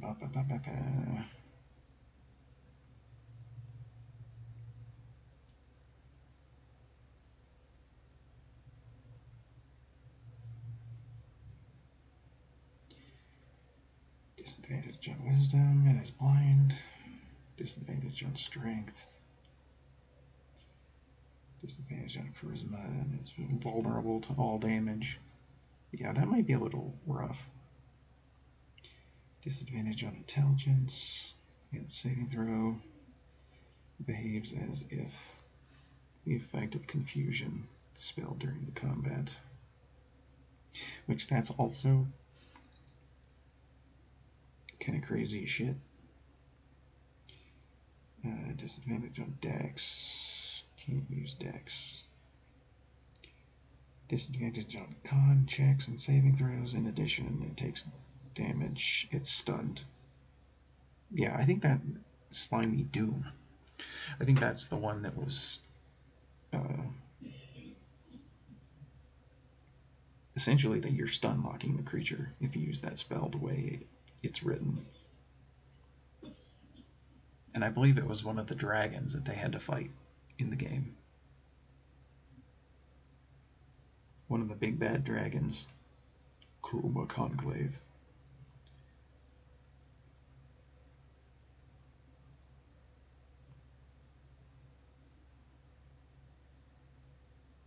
Which, honestly, if you have a full party all attacking a creature like this, whenever the creature takes damage, you could just eternally stun lock the thing. That's kind of like a cheap shot.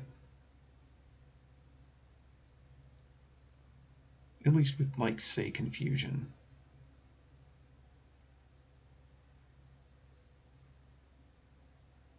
It's still able to do something, but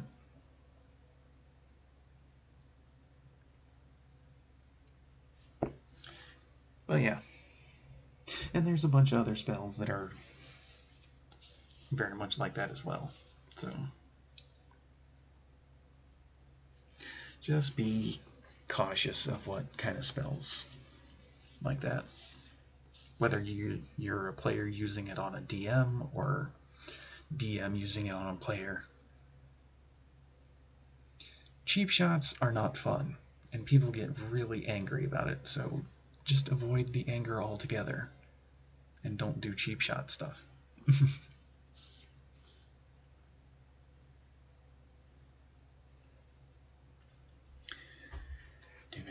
Oh, I see a duck. Let's lurk on him.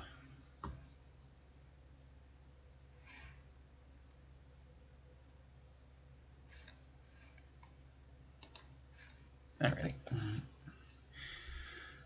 And then when you're even thinking about monsters, and even up here with some of the encounters, objectives, etc., different challenges that you can do in said thing. Environmental challenge, exploration challenge. Well, environmental is, how they get around an environment. You can flavor it. Very much like, the bridge of lava.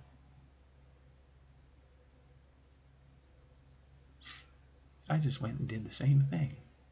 What was that? Oh, for duck. Yeah.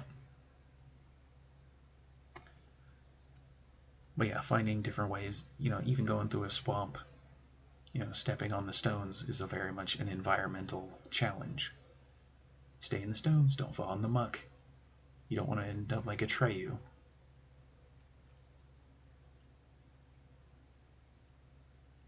Is that the name of the horse?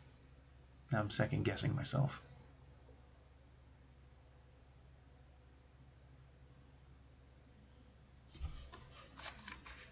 Shit.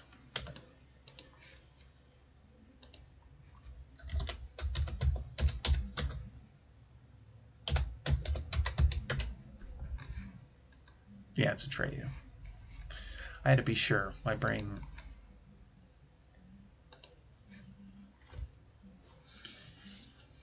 Just thought, is that the right name? It's like, yes, that's the right name. You're just overthinking it.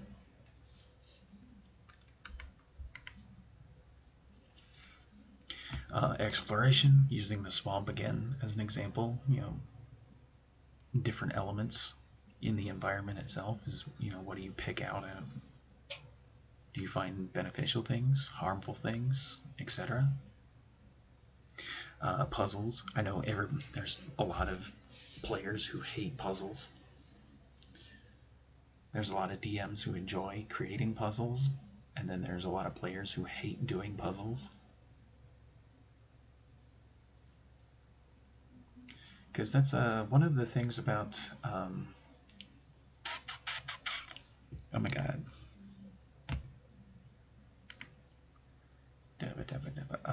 What the hell? I forgot their name. They're doing Dungeon of the Mad Mage.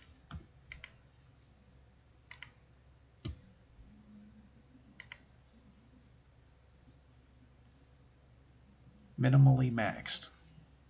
The some of the folk from Orbital's Discord are playing through, or they were playing through Dungeon of the Mad Mage, and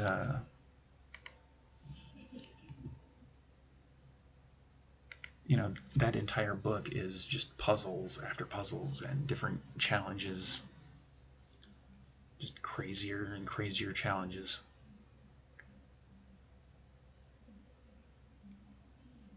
And there's a lot of them that drove, even I've read online that some of those puzzles in that book drive people nuts.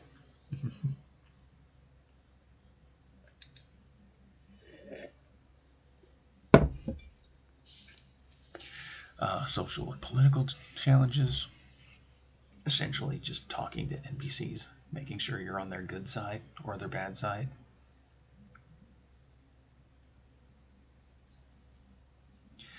I would say be careful with deploying puzzles in front of your players. And the thing about puzzles is you have to be very descriptive, and you have to be careful not to, give away the solution so easily, but you also want to word it in such a way that they can figure it out.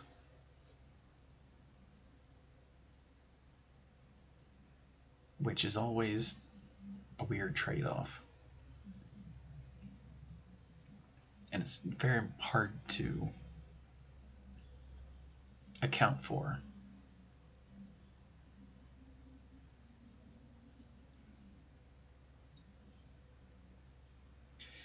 But yeah, social, political challenges are just social interactions and how they eventually stack up.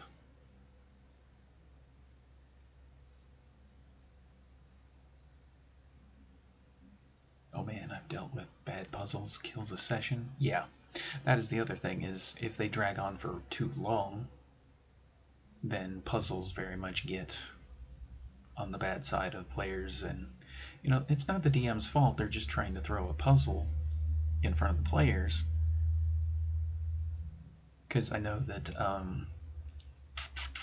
Haphazard he was telling me about some of the puzzle elements he was throwing at some of his players recently.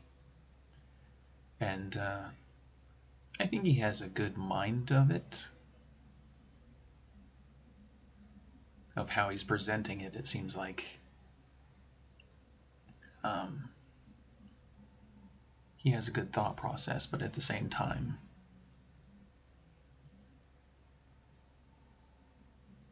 it's a very tight rope to walk when it comes to puzzles. And then if, the players just cannot figure this thing out, then... And there's usually a period that I use anyway. I don't know about anybody else, but if I throw a puzzle at my players, I will wait until they have exhausted their thought processes, and then I will ask them to make intelligence checks or saving throws or something. Probably intelligence checks, to see if they can spot something that, the player can't pick up on. Their character can pick up on it, but the player at the table can't. And very much like Professor Layton games, you generally get three hints, depending on what you roll on your check. And it essentially kind of nudges your player, or players, plural, to kind of discover the solution without being, ripping out your hair or dragging on for way too long. And I kind of wish that they had mentioned this in the PHB or even the DMG, is, if you stump your players with a puzzle or a challenge. Have them make a roll. Intelligence is a great stat that I don't think gets enough value.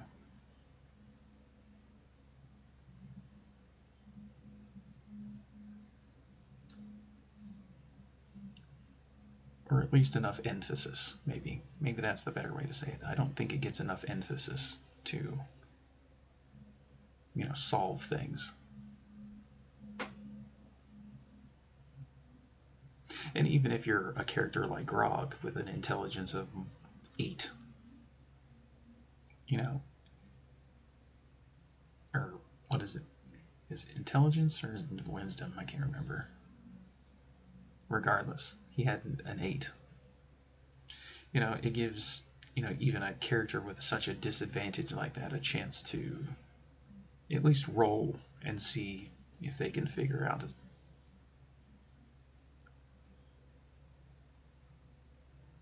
a solution. More so in battle, but not limited to tactical challenges. We've been playing Shadowrun on Sunday. Just thinking tactically can be a challenge all in itself, whether it's in combat or not in combat.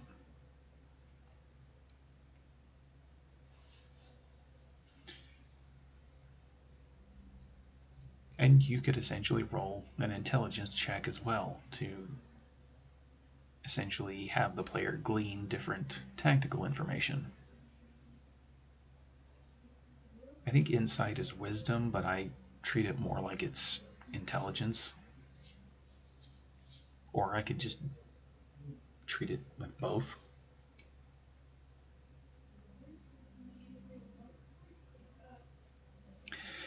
Trap challenges. Traps don't get enough emphasis either. They're usually oh, you don't discover the trap until you've already tripped it.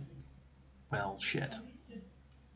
But like when I was saying earlier about the passive skills, passive perception to pick up on something's not right here. Passive investigation to figure out there's a trap here. How does it work and how can we avoid it? And then, hell, you could even apply insight and do the same thing. Or just make it a skill challenge of all 3 of your passive skills, and boom.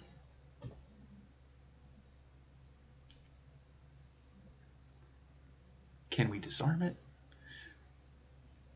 Or maybe we could just trigger it, let it do its thing, and then we could just go around it.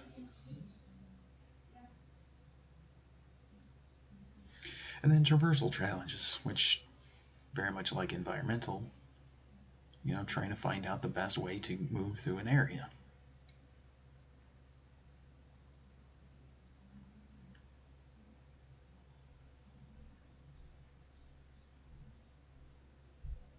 Takes a little bit of extra thinking, but I think it's fine to throw as a traversal challenge. Djibouti Cheeks was playing Last of Us last night. And very much a lot of that game is traversal challenges. How do you want to actually figure out where and how you want to go about it?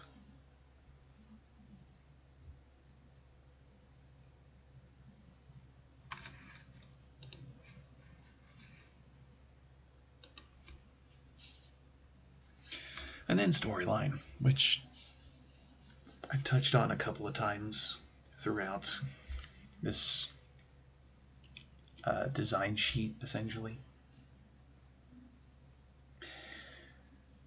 Essentially, if you're creating your own world as a DM, you generally have a story in mind, or there's a story you want to write and tell, or just creating the base level of it, and then letting your players run rampant in it.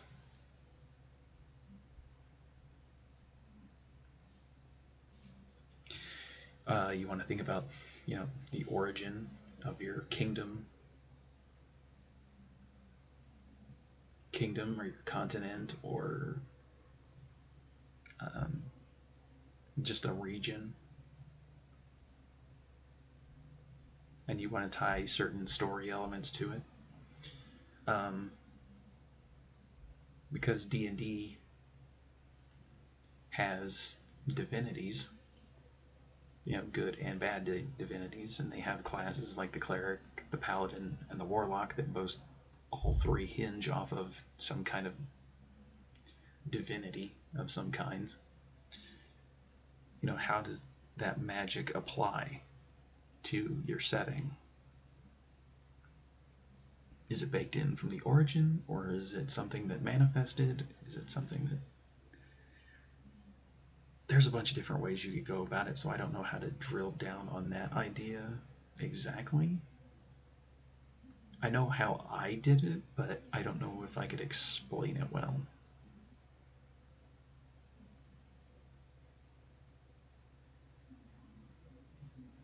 Divinity.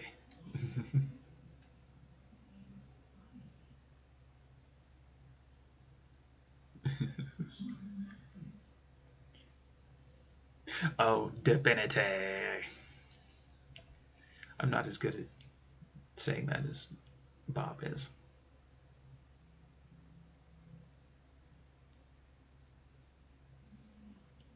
Bad. But yeah, since you have a fantasy setting, generally with fantasy settings, you have these divinities. Divinity! Divinity! All the things. That's something you'll have to think about how it applies to your setting.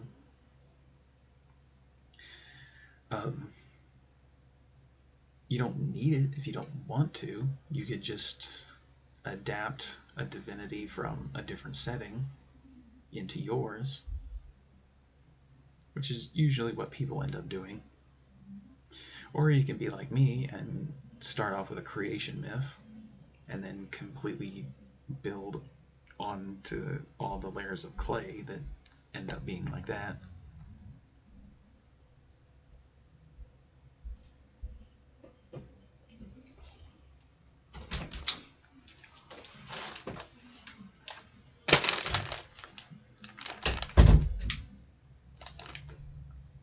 Oh, hey. I just got mail. Okay, now how do I open it?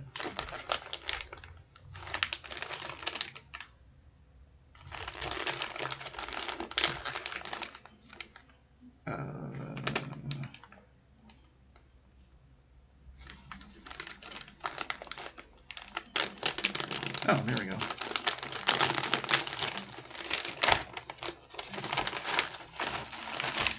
I apologize for all the racket I'm making into the microphone.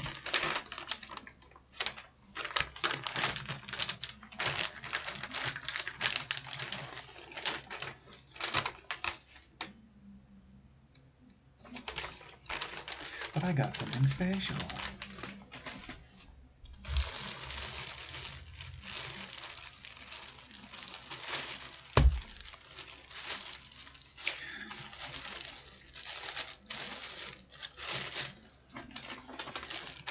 Oh, I don't need the packing right now. That might be bad. I am making all the racket into the microphone. I apologize. And then everything falls out. Okay. Yes. This is really freaking badass.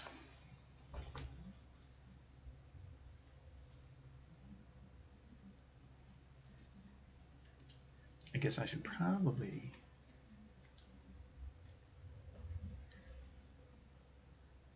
Hell yeah. I got a Creative Spasms t-shirt.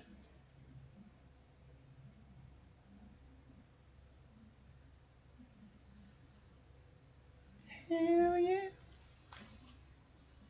Oh, set that over right there.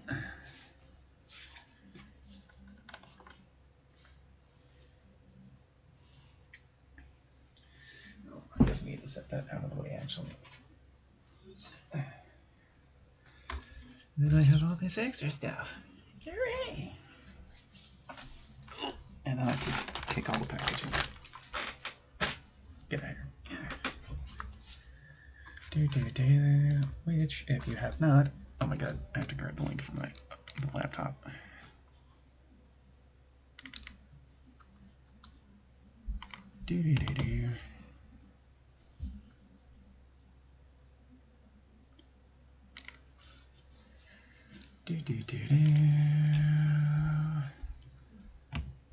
Where is it? I really should organize my freaking bookmarks.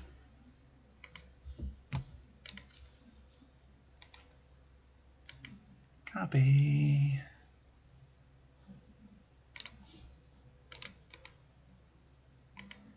Pasta. CreativeSpasms.com. Yeah, I won the giveaway the other day when he was streaming. So I got a cool shirt. And I got the finger bang shirt.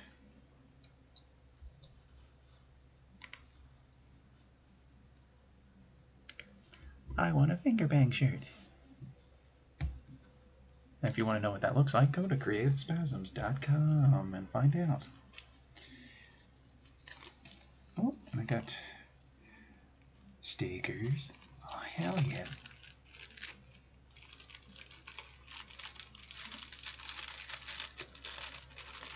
I'll open that later. Hell yeah. Style in the neon wasteland. Hell yeah. Stickers. Fuck NFTs. Yes. Oh.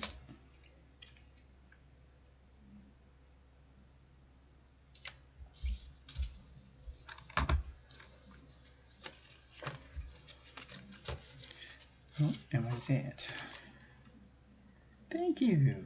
Oh, yay. Thank you, print off. What is this? Oh, the business cards. Fuck yeah.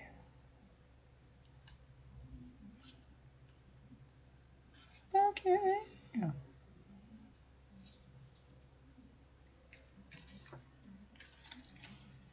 Hell yeah.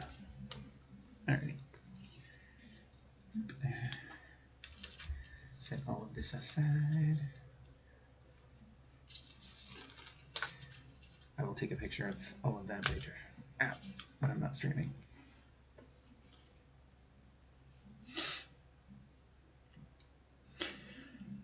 And a Faye! Hooray, Faye! Hello, Faye. Hello, hooray. About time, sorry, we just got home. Took Matt out for pho.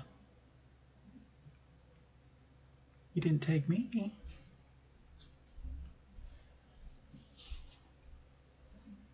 Hello.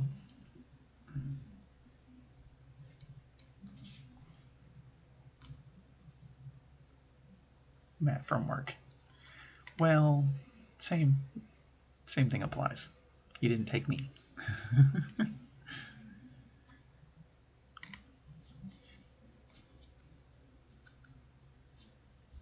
Actually, you know what? I'm not even going to close that because I'll...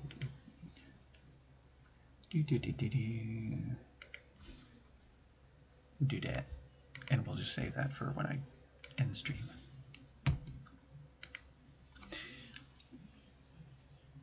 I posted pics for you in Discord whenever you want to look later. We went to Pet World to get food for Snake. Hey! I would have taken you if you had been here. That is fair.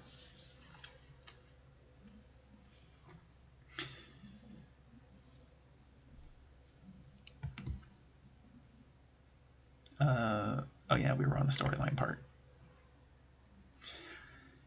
But yeah, when you want to create your own campaign setting, start with an origin. Well, you can start with an origin. You could just start with, Fantasyland and work your way into something a little more concrete, or you could just be like me and create all a bunch of nonsense.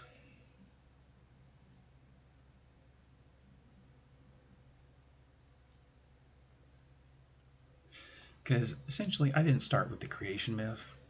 Well, I kind of did, and I kind of didn't. I had a broad idea of what I wanted to do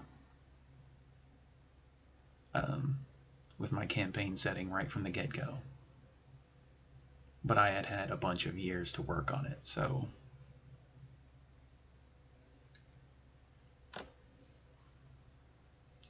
Temp, you gotta go look. I will. I want to finish my thought, and then we'll switch to applying everything I've been talking about here in actual practice. And then before we do that, I will go look. Origin world pooped a continent, and nonsense happened. See? It's that easy. And then if you want to add unique descriptions or contextual features, which, you know, very much like when I sent my Varuna summary to my players, I told them it's very much like a Mediterranean style climate. You know, the big capital city is essentially like the Romans and the Greeks, and that's kind of the mythic fantasy flavor that I was shooting for. And then everybody started sending me their character concepts, and honestly, everything so far has worked. You know, none of my players have sent me anything where I am like, no, you can't do that, except for Warforged. I said, look, high magic, low technology.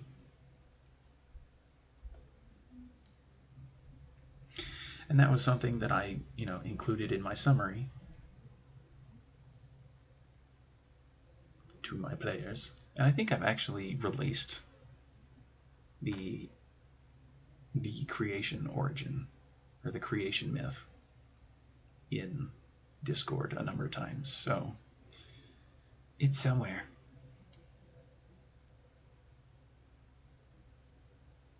And if not, I can always link it again.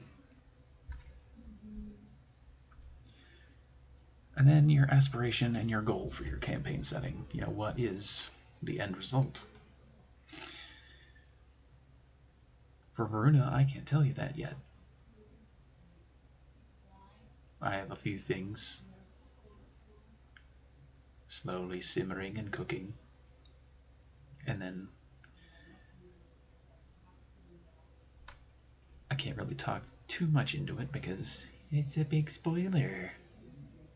Sup, nerds? Sup, Mato? Sup, vegetable?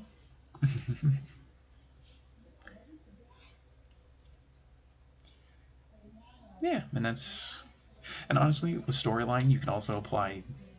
You know, when I wrote in description up here, you can also add storyline to your monsters, which I have done, so... Once you name your creature, and then you start creating your storyline for your monster that you want to throw at your players, it's that simple. And then, as... Did he just call me a vegetable?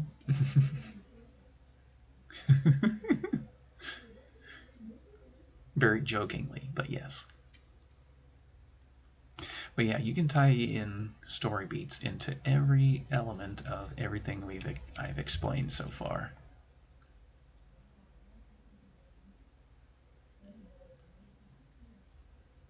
Woe is me. Is there any questions about anything that I've talked about so far? I know, Mr. Keith, you've asked a few.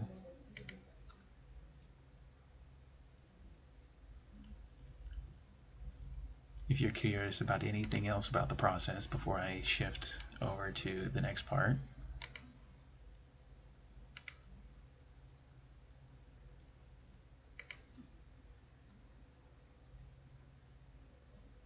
Gonna start later today. Got hijacked by lunch.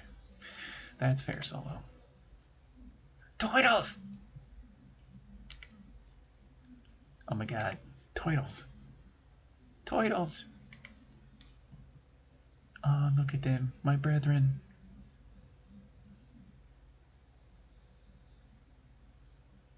My brethren.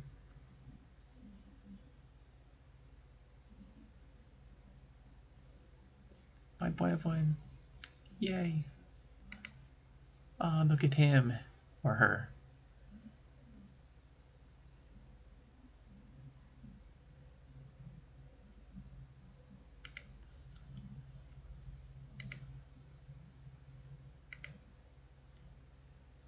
Yay. Such happy turtles. Such happy turtles. Oh my god. Oh my god, Sandy, it's turtles.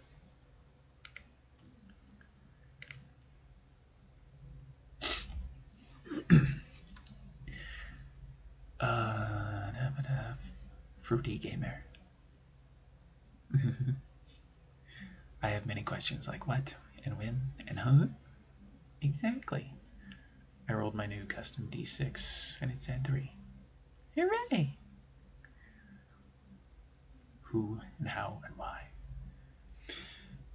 Well, Val, with your character, we haven't actually sat down to talk out that part of it. I do have 2 scenarios that I thought about without knowing any backstory stuff that you have in mind, but I think there's 2 different scenarios where your unique character would take root, so to speak. They're huge. They are. I like tortoise. I believe I'm good, sir. Alrighty. Wait, why am I getting... Oh, I guess I got another duck notification, even though he was already live. Alrighty, so let's close this out. And then we will wait for capture to catch up. We really gotta actually sit down about it. Yeah.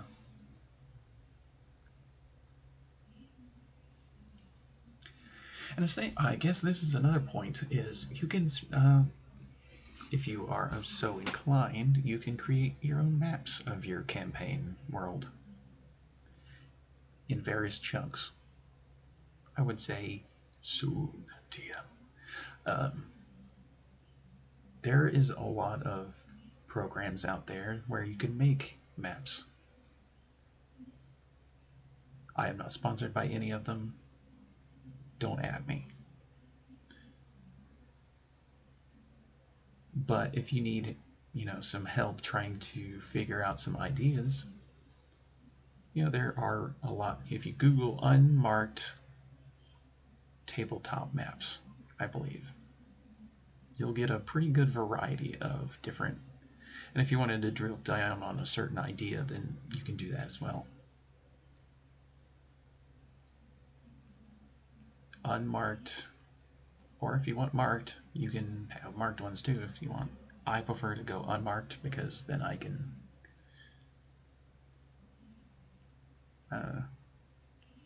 rearrange things as I want. But yeah, unmarked fantasy tabletop maps. You can do world maps, you can do continent maps, you can do just random maps if you wanted to.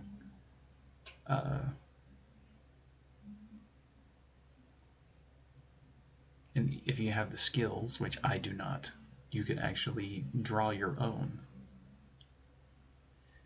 Do you remember where you generated yours? This is actually a map from Final Fantasy XI. It is the world of Vana'diel. Well, a big chunk of it anyway.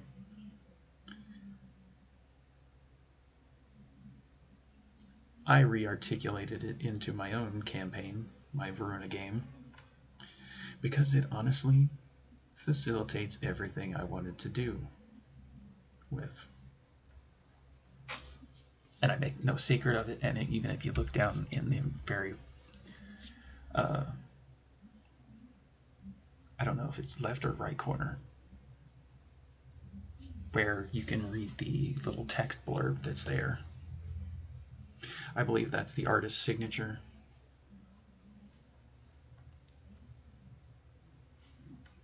It's so tiny. I can't read it, but if you have good enough eyes, you could probably read it. But yeah, Final Fantasy XI has a very special place in my heart. And I love that world. And when I started thinking about the Veruna game back almost 2 years now, it's like, okay, I need to find a map that I can send my players so they have some kind of idea. And I randomly stumbled upon the Vana'diel map.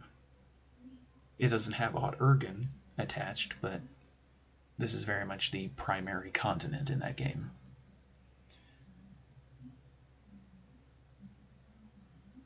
Because Ot Urgen should be either, depending on what side of the screen you're looking at, it should be on the right side.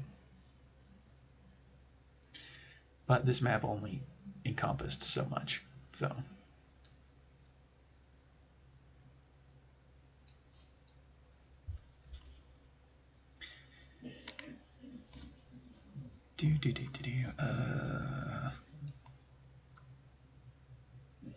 Okay, so everything that I had talked about with the design part of it.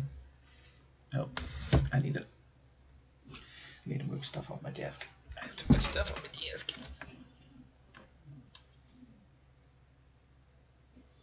I got cool shit from CreativeSpasms.com.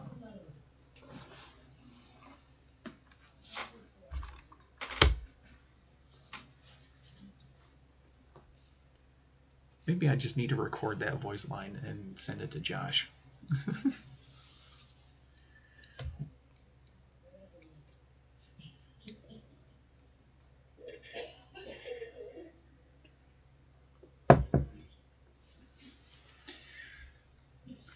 Just make a recording of CreativeSpasms.com. Everything art, apparel, and accessory.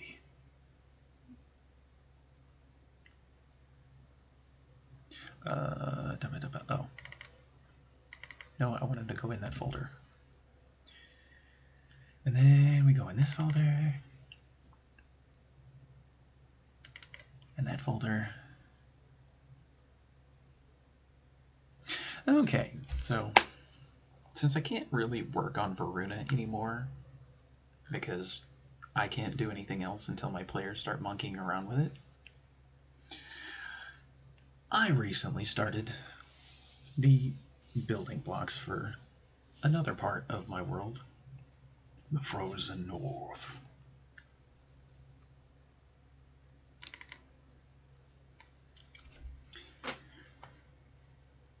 So, oh, and it's cut off by the frickin' chat. Hang on. Wintervein is a placeholder name at the moment. So, any reference to that, don't worry about it.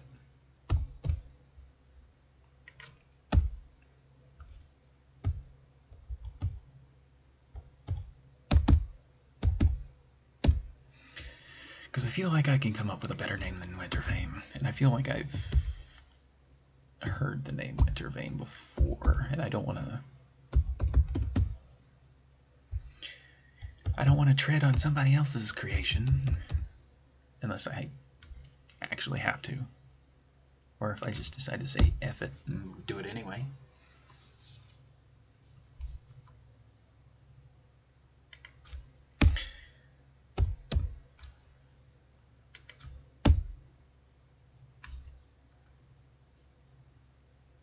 I should actually say dragon, not Nidhogg.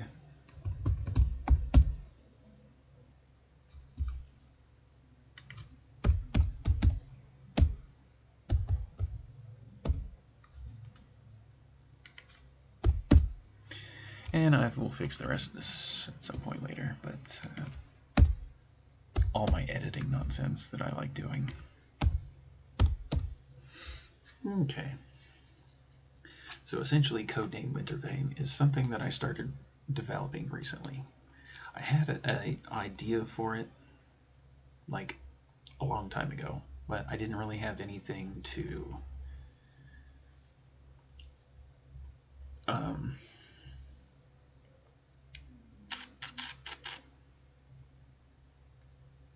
what is the word for it? I don't know, not enough of an emphasis to develop it a lot. I basically, and this all got triggered because Court brought up 13th Warrior on a stream not too long ago. So I blame him for this.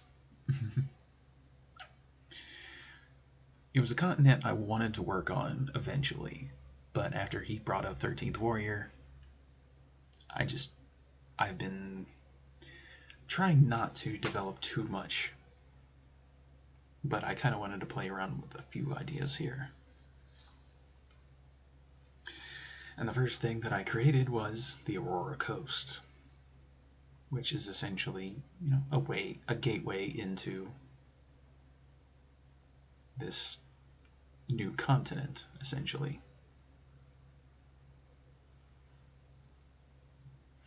I added a little bit of setting information here. This is a place where the divine conflict erupted. And then, essentially, thinking about the landscape, I started thinking about, Iceland, Greenland, the Arctic Circle, Alaska, even northern Russia, and trying to think of different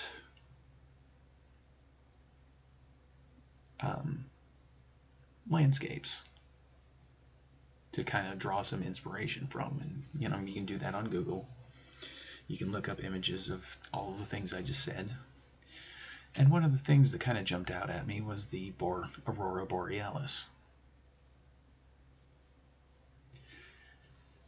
So I kind of used that as part of, first of all, a storytelling method, and then second of all, it has also a mechanical reason in the game.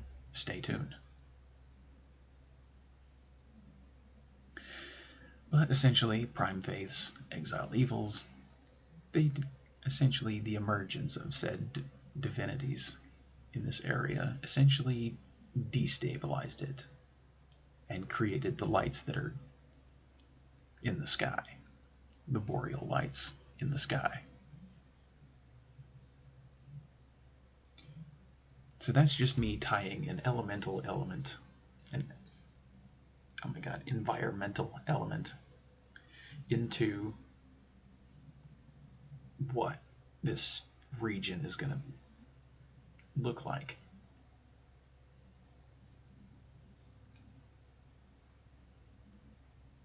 If that makes sense. I hope it does, or else I'm talking out my ass.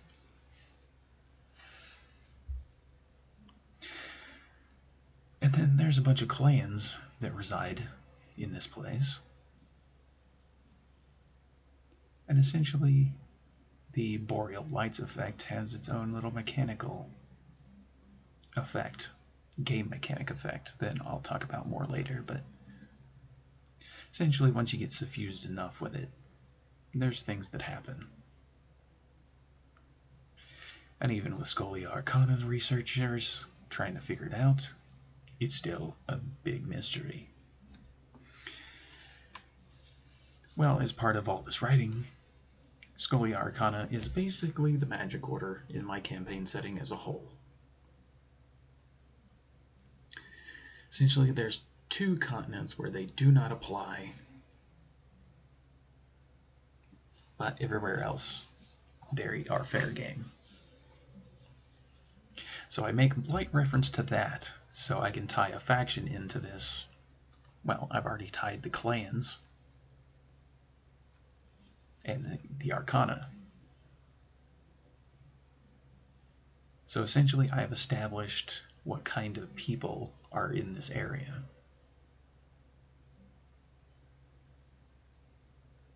And then there's more information later, but we will get to this. And essentially, playing through Northgard gave me a couple of different ideas about how to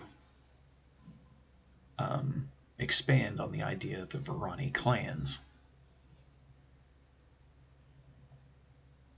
which essentially are Vikings in my setting.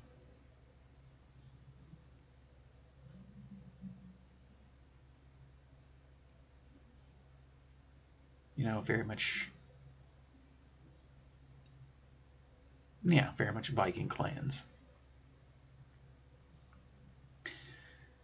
And playing through Northgard kind of gave me another avenue of inspiration. So I've kind of tried to boil that down into all of this. And only ever coming together once every 14 years so they can relate information and conduct trade with each other. Otherwise, the clans do not care what the other ones are doing.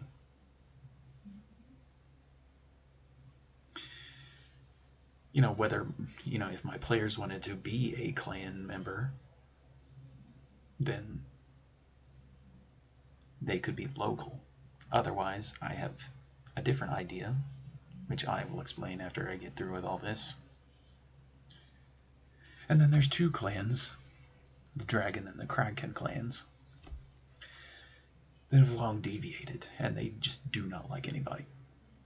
And they don't take shit from nobody, essentially.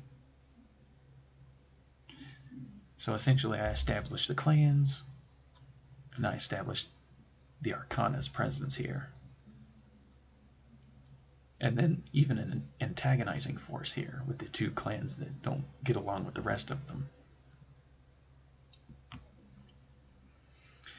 And while the common races to the south are not restricted to sail to the Aurora Coast in any way, there's a stigma built up among the locals where they're a little unwelcoming of outsiders, because usually outsiders brings trouble.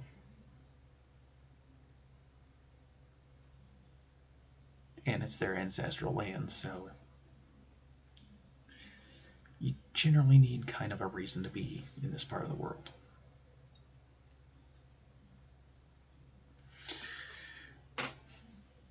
And essentially, the way I would pitch this to my players is you can either be locals, or the thing that I would rather do is pitch the idea to my players that you are on a ship bound to essentially crest around the outside of Arcturian, and you've essentially veered north. Then there's essentially one stop, which we'll get to that, where essentially it's a crossroads. Whether you wanted to go to Varuna, whether you wanted to go to Arianas, my players would be on a ship bound for some place, and they essentially crested the Aurora Coast along the way. And essentially, my idea is to wreck the ship and strand my players on the Aurora Coast. I haven't quite decided what I actually want to do for that yet. There are things like dragon turtles. There's things like krakens. There's even just the environment, the storms, just the natural weather patterns that basically crash the ship. And then they have to figure out, once they get to shore, what do they want to do next? Don't strand me, brah.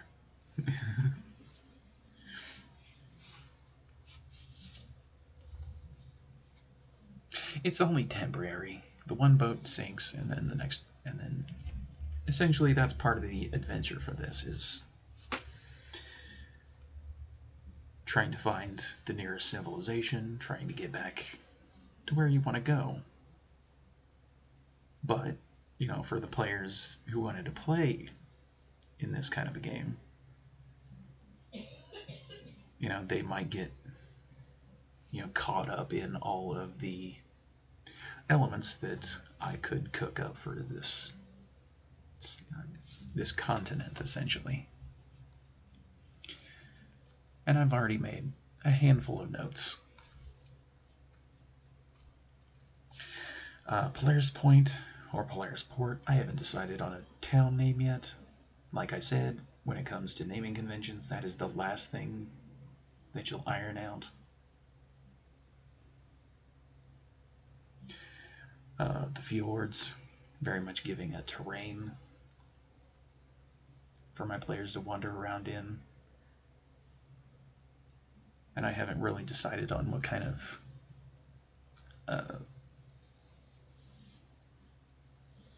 how I want to describe the fjords, so that's why that section is a little bare. The mountains, the gates of Fjell. And this essentially allows me to divide up this new continent. Is these mountain ranges that act as natural barriers between certain sections. And if there's a word that you cannot pronounce that you see in any of these descriptions, don't feel bad. I honestly do not expect people to be able to pronounce this stuff right. But essentially, I took a lot of Viking language and a lot of Norwegian language for a lot of the theming here. Like I said, I wanted to make Viking continent in the north. And I'm still kind of, it's very much a still work in progress. It's just Polar Circle. Yeah, if you can say that proper, good on you. And then the Tidevon, which is essentially the ocean around this continent.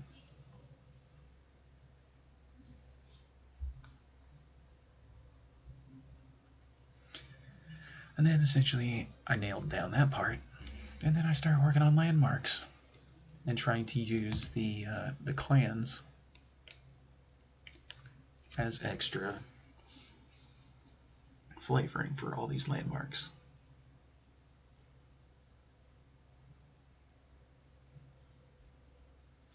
And there's a lot of information here that I probably didn't need to do, but I did it anyway. The Vault of Tides. Like hippies drive in the water.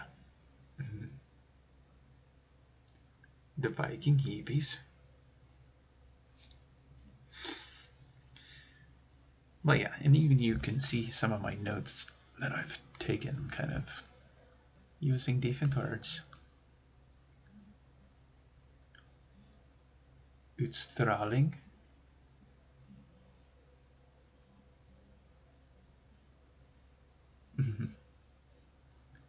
Utstraling.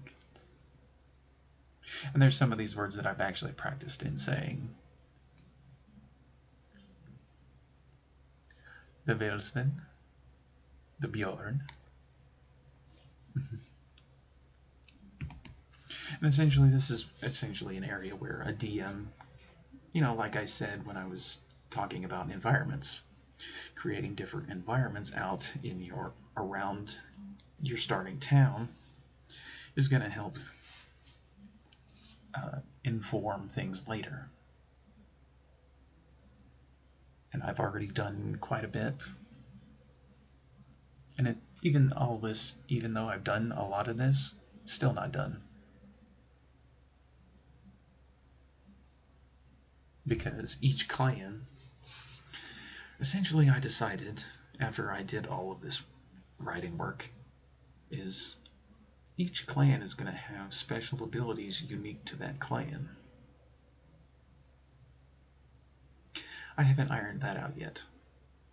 I know that for the Raven clan, for example, I wanted them to be able to fly.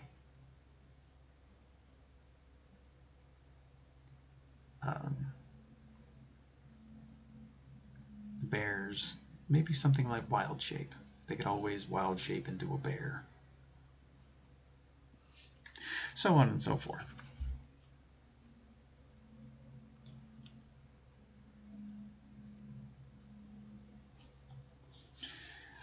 Sky Spiral, adding a little bit of a technological element to this northern Viking setting. It's essentially this giant lightning rod.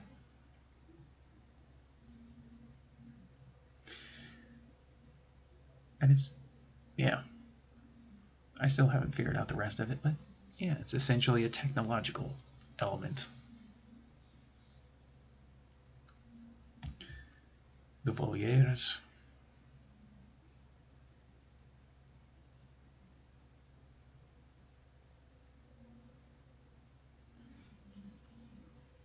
The Minnesmerke. It's the Norwegian word for memorial. And essentially, this one is actually kind of special because it allowed me to create an antagonizing force for my players to face.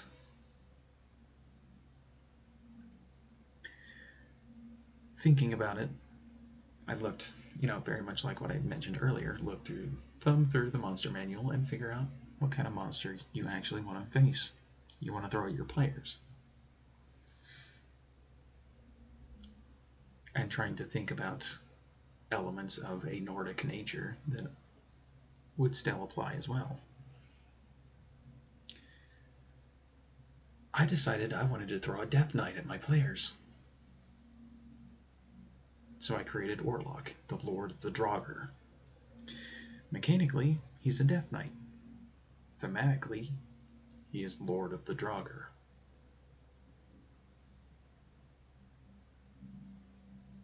So I've already created a villain in which to throw at my players.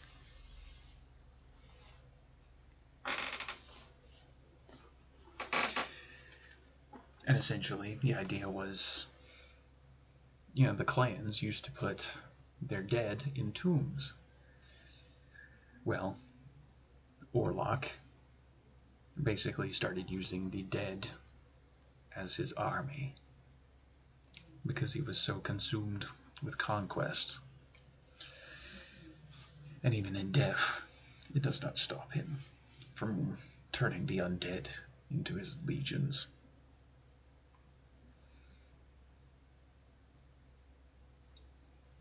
So there you go. There is a villain that is baked into the setting already.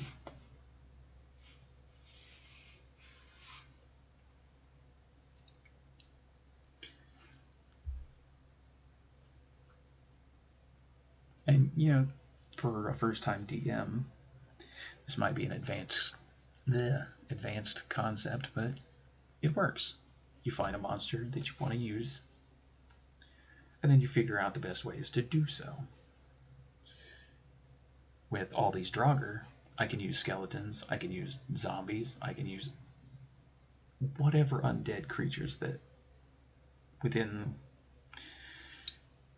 reason. Because there's a couple of undead creatures I would be a little hesitant to use, depending on the level of my players. But right out of the gate, this allows me to use skeletons and zombies against my players. Very much mechanically, they stay the same. Thematically, I can flavor them as these undead Viking warriors coming after the players. Dawn of the Viking Dead. If that's not a movie, it should be.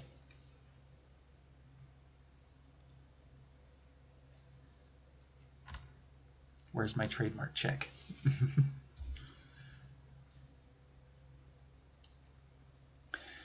essentially, and again,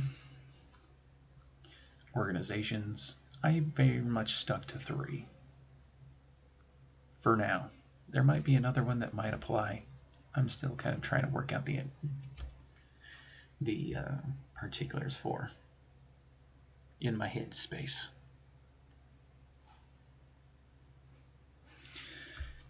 So essentially we have the 6 clans, and then we have 2 of them that can be antagonizing. They could be an aggressive force, they could be just independent if they wanted to be. And there's mechanical things that I could do. Like when I was talking about, the Raven Clan, I very much want Raven Clan members to be able to fly in some way. Whether that's temporary flight or if that's actual flight with wings. Very much the idea of taking the Arakakra and making them ravens instead of generic birds in this part of the world. Or even, and this is also something that could happen in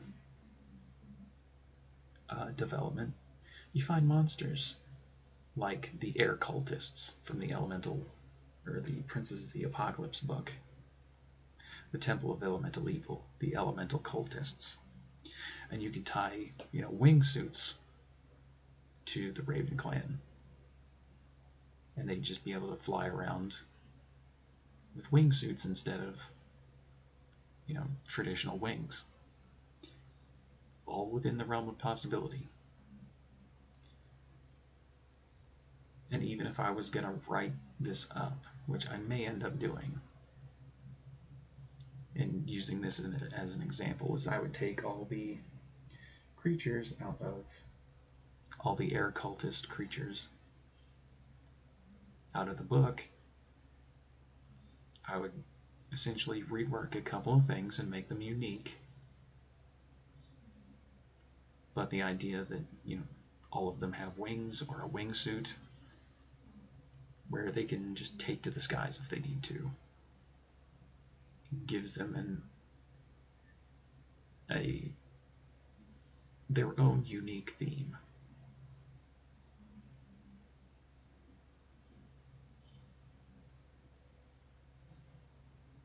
And very much like when I was showing off the stat block.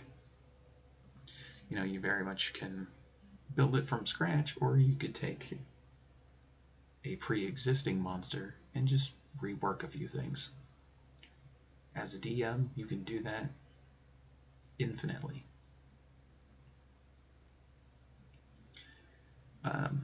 For the Kraken clan, there's a couple of different options I could use there.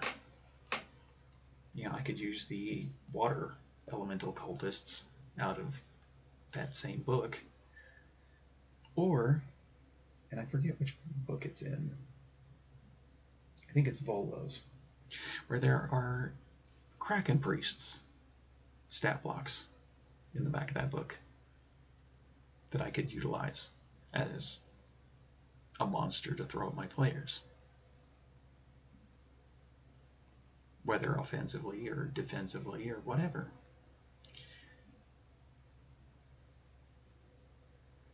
Being able to... The thing about trying to be a DM is you don't want to overburden yourself too much. You want to develop just enough where you have a good enough idea that you can play around with. I'm someone who ties story elements to everything I make. But as a first-time DM, you probably are not going to have that creative muscle. It's something that you develop over time.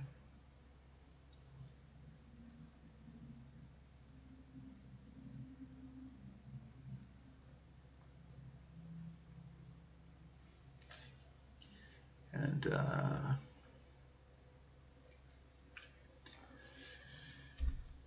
yeah, I don't know what else to add on to that point.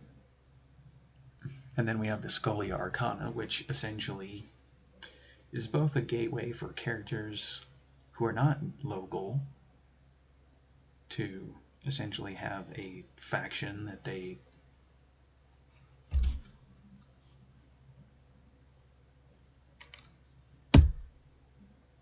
I just noticed that in the capture. um,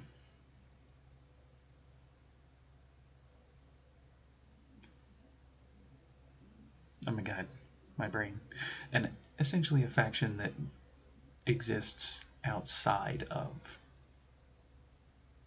what is actually going on currently in this continent.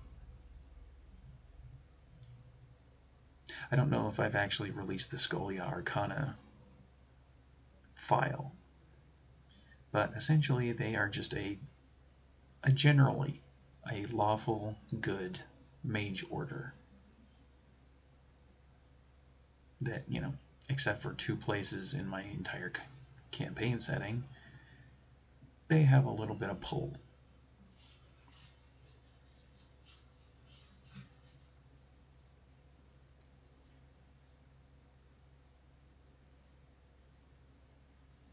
Or they at least have some kind of connection that they could pull from. And even if a player wanted to play a spellcaster that wanted to be affiliated with the Scholia Arcana, that's always an avenue as well. And, and even if they weren't, going back to the adventure pitch, my players are on a boat. There could be a Scholia Arcana agent on the boat that dies or gets lost, or any number of things can happen to NPCs that essentially would be awaiting said mage. And if they don't make it to the starting town, Scholia Arcana starts asking the players questions about the boat, about the wreck, about the crash, whatever, the circumstances. So that gives, me as a DM playing this out. Words are hard.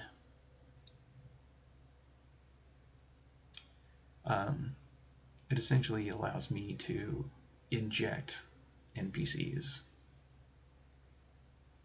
This mage order is looking for one of their own that was supposed to be on the boat you guys were on. So they start asking the players questions, and then I can start getting the ball rolling that way with social engagements and interactions, if nothing else.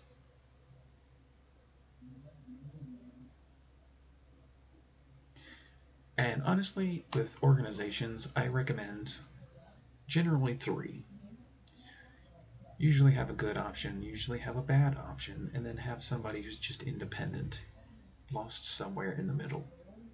That'll give you plenty of variety to work in any kind of factions.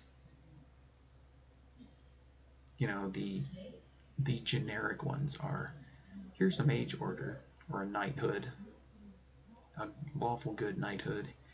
Here's an evil rogue guild. And here's just a bunch of craftsmen in this independent faction. It can be that simple. And you don't have to do a lot of work, writing out every single thing about each 3 of the factions. You could just have them in your notes as if my players want to engage with that, it's there. If not, I have them just in case.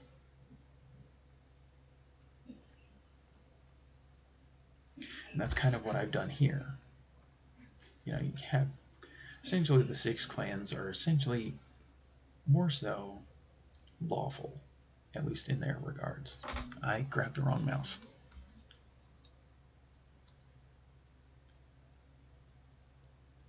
Essentially, you have these, and I can honestly flavor each of these different clans to be antagonizing against each other. You know, if I wanted a clan war to break out between them, I could do that. Nobody is, who actually has the right answer? That's for the players to figure out. I have a couple that I created. They could be evil, they could be independent, they could just be, outside of the scope of everything else. It's completely fine. I have that option. And then Scully Arcana is essentially an independent group. They are generally lawful. So essentially, if you wanted the Arcana to be lawful, the clans to be your independents, your independent factions, then you have these two as your evil ones. Boom, you're done.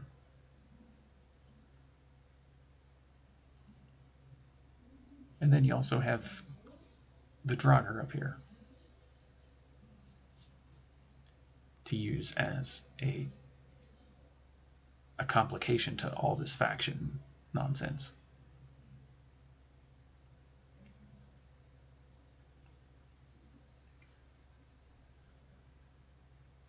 Which I think that... Oh, wait, I was going to make the other faction. Okay. Unless there's any questions, we're going to move on. Like what I talked about earlier, vendors.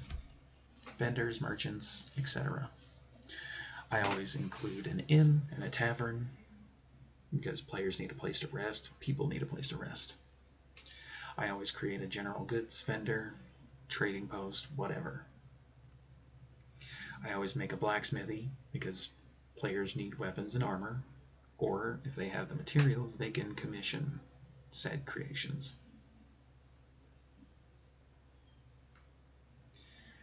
A magical merchant, very much like when me and Mr. Keith were talking earlier about I'm not going to make my players go all the way to freaking Candlekeep just to identify their shit that they find. That's essentially what Lore Master Artori is for. He's just a simple first level wizard who can cast Identify, he can do a couple other things magic oriented. That's it. He's a merchant, he's not a warrior, he's not a... he's very much a researcher and a merchant. He's not going to go adventuring with the party. He's going to stay in the town, and he's going to identify, he's going to do some magic.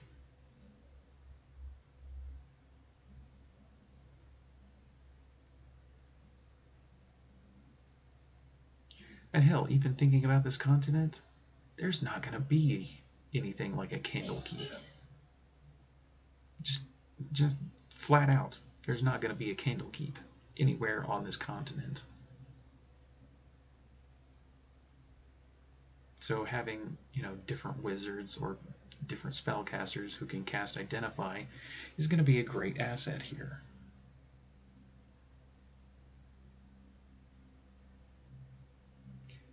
And I would probably make like a couple and spread them around in a couple of different places.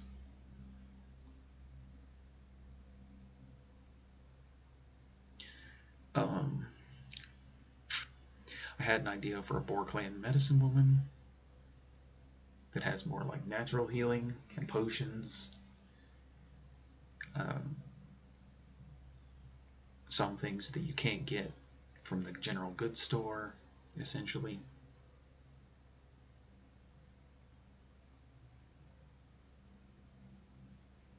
If somebody's looking for more herbal remedies rather than arcane remedies.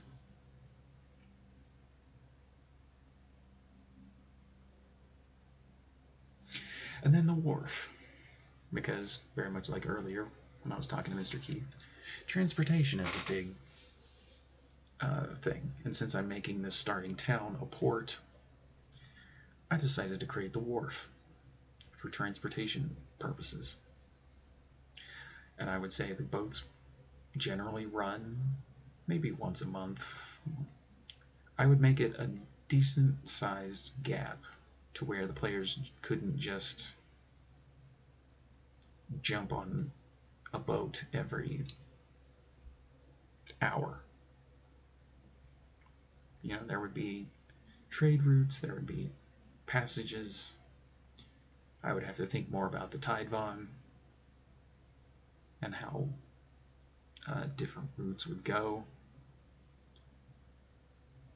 I also had the idea of implementing airships. And I would probably say the airships could not go any farther north, but they could come up to this little port town that I'm creating. Oh my god, I'm burping. So there would be a little bit of a technological element here that I could play around with. I don't know if I'm going to keep that idea, but that's kind of the thought process. That's one reason there's question marks all over this thing. You know, hell, up here, I haven't decided how many smiths I want in the blacksmithy. Lore Master Artori, I don't know if I want to make him an Azamar. That was just my first thought process. It's male, Azamar, wizard, boom. Maybe I'll stick with that. Maybe I'll shit can it. I don't know yet. That's why the question marks are there. I don't even have a name for that. Question marks, etc. And that's also something that you can do as a DM in your notes. Question marks.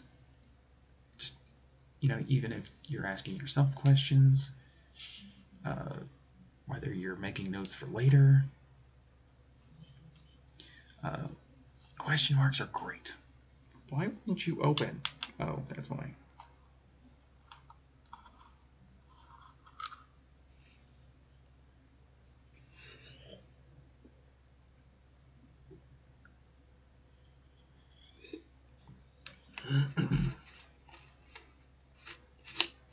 Damn water bottles.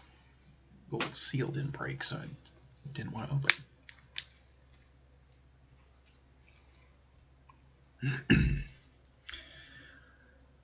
But yeah, that's just the thought process right now. You know, Pirani crews on longboats, a few Triton, because very much like what I said earlier, very multicultural. You know, Borclan added a human and a Triton. There's 3 dwarves and 2 Goliaths in this smithy. There's an Azamar here. You know, just trying to be different multicultural races also goes a long way. For some people. You know, there's some people who are very human-centric. I think that's one reason I don't like the Forgotten Realms. Or most fantasy, for that matter. Because it's so human-centric. And humans are terrible in fantasy. Because I have not seen a case where they have been done right, except for The Witcher.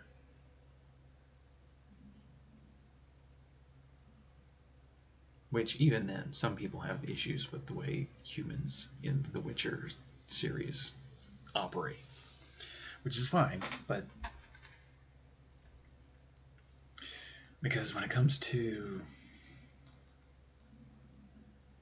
you know, hell, let's start with Lord of the Rings. Lord of the Rings, very human-centric. Even though the story is primarily about the wee bitty hobbitses, it eventually becomes very human-centric.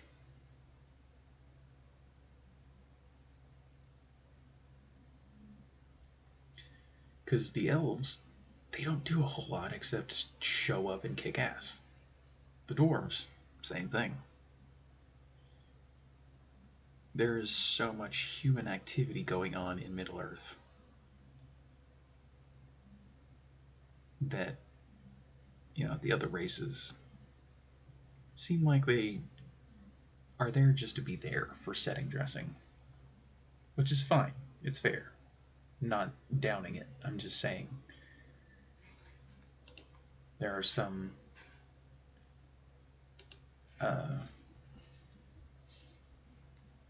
things that happen like that.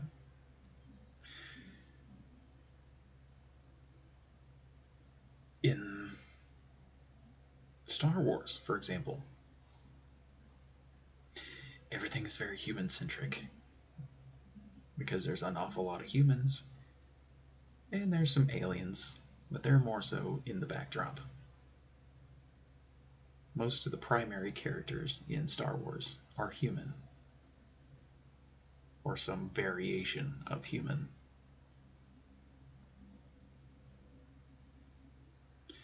Which is sad because I would really enjoy seeing more alien oriented Star Wars stories.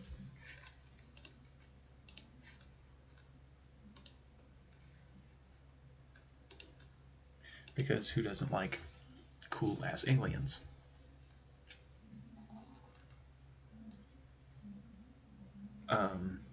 Even Warcraft. Warcraft is very human centric. And it wasn't so bad in Warcraft up to Warcraft 2.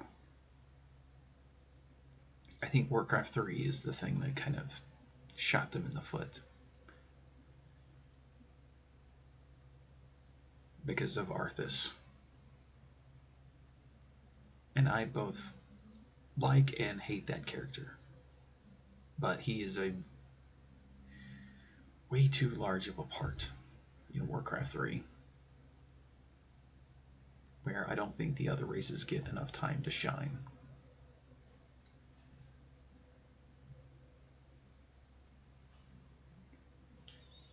And then World of Warcraft, they create all these damn storylines that tie into humans, making humans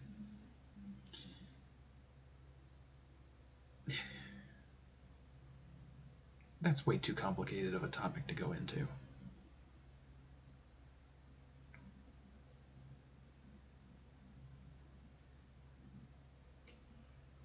Because World of Warcraft is honestly so very human centric.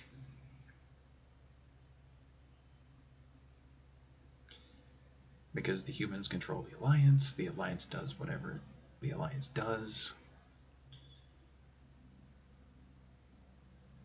And honestly, there's a lot of things wrong with the Warcraft universe that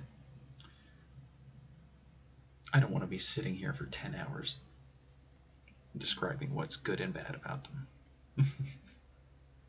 To be fair.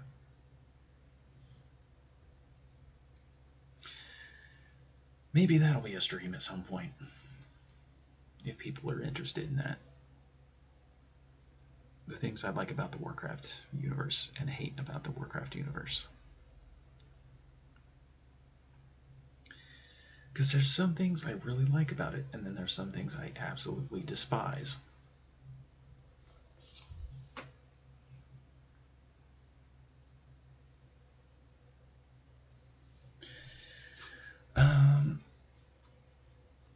Let's see, is there anything? Oh yeah, NPCs.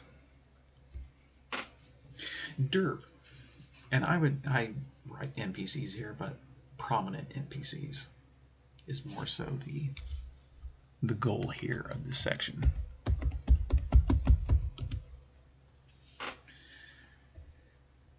You know, essentially the leader of the town, Lore Master Artori, which I haven't figured out the rest of his nonsense yet, so this section is just bare bones. I had an idea for a Triton ambassador, but I haven't really fleshed that out at all. The DM screen and Wizards of the Coast put way too much emphasis on NPC creation. It's easier than people make it out to be. You think of a name, you think of a race, you think of a gender, you think of what does that NPC want?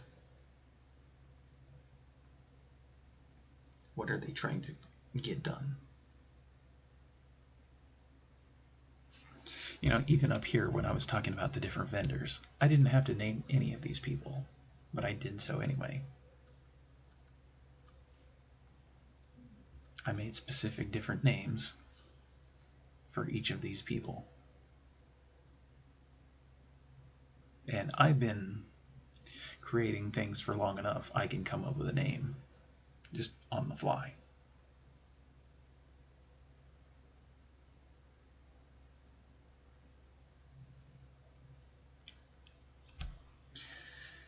But when you're thinking about prominent NPCs, you have to think a little bit heavier into it. You know, yes, you have your base layers, but then you have to think about how are they going to pivot when your players start monkeying around with the things that they are invested in. You know, very much for Colvin, he is the leader of the starting town that the players are going to end up in. So he's very much going to be of the mind, what are these people doing here? Why are they here? Are they here to help? Are they here to get in the way? Etc. And that's honestly his character development. He is going to essentially pivot and adjust depending on the answers to those questions that he would ask the players.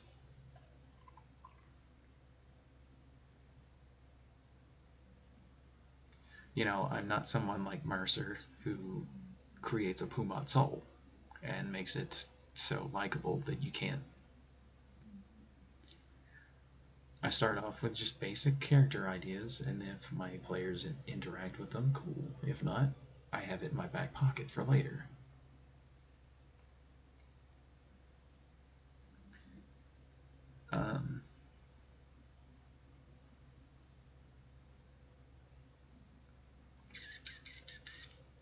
Is there any questions in that regard to prominent NPCs or even vendors or any of this stuff?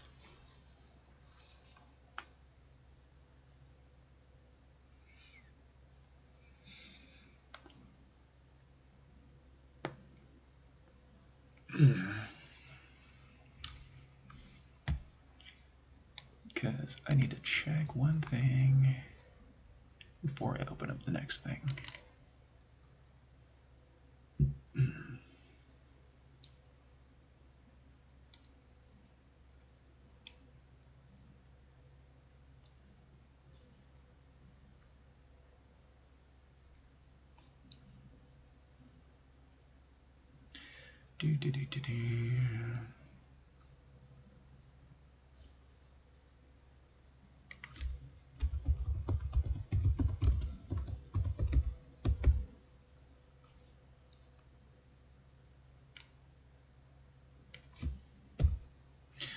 Okay, we can get rid of that.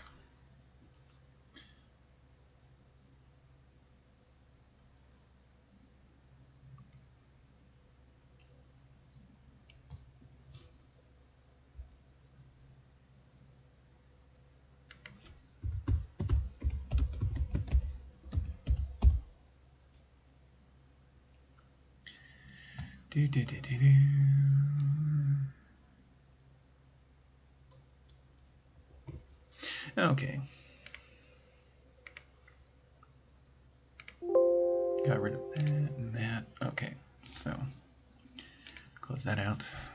And I'll pull that up in a minute. Vendors require services because I has no money. That is fair. Yeah, and that's the thing about if I threw my players, if I stranded them on this new continent, they lost maybe their money. I would maybe ask the players, you know, how would you feel about being stranded here? And you have to earn your way into, you know, whether it's money or just a favor to get you out of this place. Essentially, using the 13th Warrior idea, Antonio Banderas ends up stranded for a while. It's been a while since I've seen that movie, but I believe he gets stranded there. And then once he's done his task, then he's free to leave.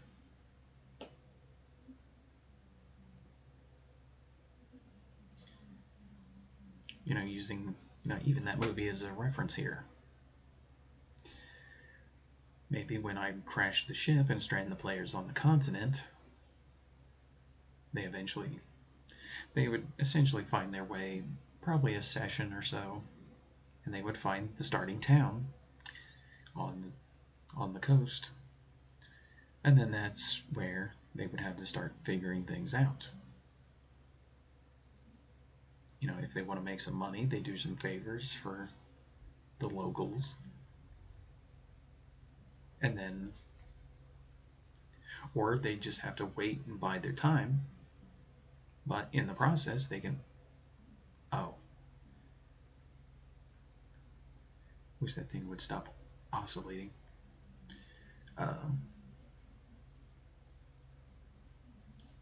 Very much like Lore Master Artori. He could essentially exchange, hey, you do this investigation work for me, and I will secure you transport back to wherever you want to go. And essentially that's my adventure hook for my players. And I would basically reach out to each one if I was running this game right away, but I'm not. This is going to be a while before I try to run this game. So maybe by then people will have forgotten what I talked about here. And they'll be surprised by all the nonsense that I pull on them. And then, yeah, that's always a thing. They could deal with Colvin, and he would essentially, you help us, we'll help you. That's the trade. We'll get you a boat, we'll get you back to where you want to go, back to where you want to go. Artori, I'm thinking he would have essentially some pull with the airships. So maybe he could get the players on an airship to go back to wherever they want to go.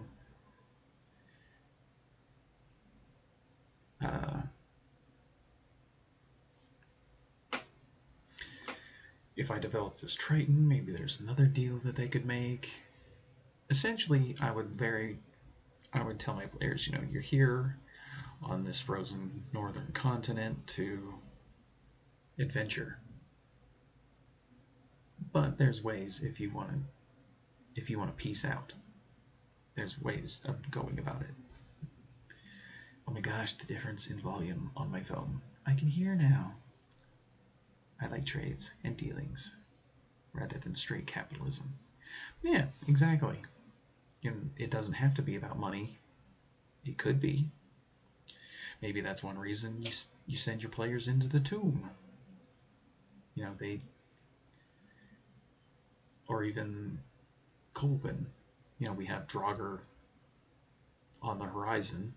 You deal with them, and then that leads into more Draugr, and more Draugr, and more Draugr, and more undead things that I can throw at my players until they get to the point where they get to the end boss.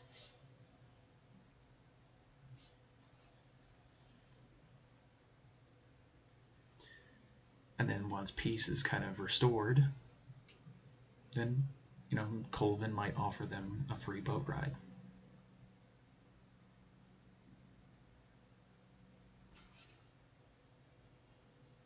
And maybe even compensation beyond that. Who knows? It would depend on my players at that point of what they wanted to get in the end. What their end reward is. Drowning in Draugr. Is there any other questions?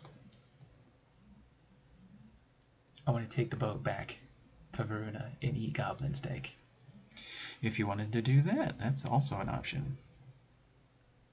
Because this frozen continent very much in the shipping lanes that could get to Varuna.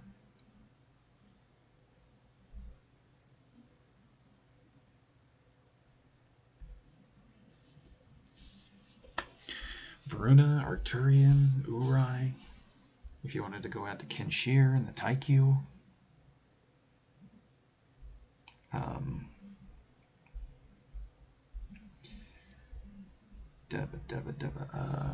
I know I'm forgetting White. Jakai, even. The jungle. The Amazon, essentially. Taikyu. Taikyu.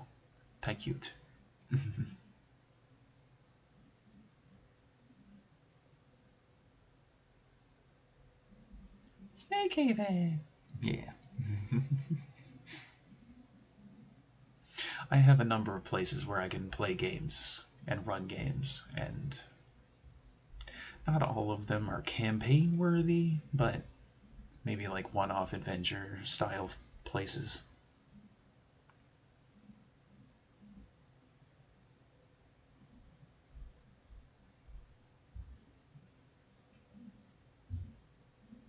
Because even like Urai I feel like is a hard sell for some people, player-wise, because it's a big old desert.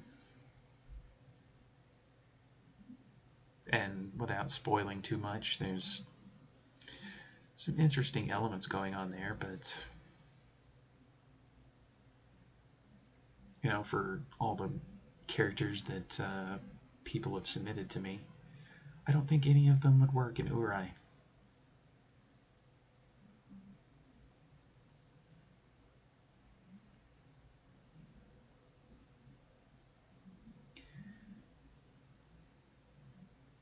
Dessert, giant ice cream sundae. Perhaps. Ooh, desert. Can't it be both?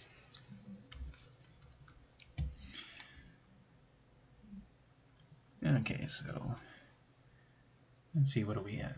3.5 hours? And yeah, let's go for another 20 minutes and I will show you another thing that you can do.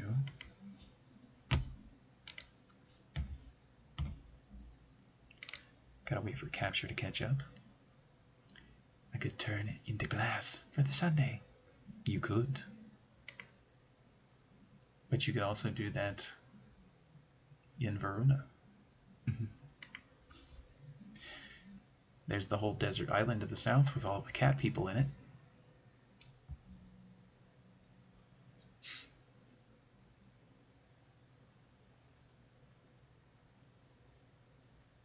Or you could go play with the Amazons on the volcanic island and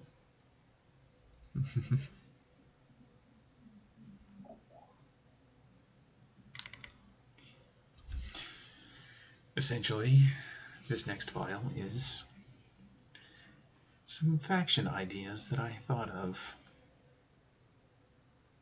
Just an overview, essentially. And it ties into some other things. I thought about, what kind of creatures would I want to throw at my players? My D20 has Fireball instead of a 20. Nice. Is that the ones you've been making?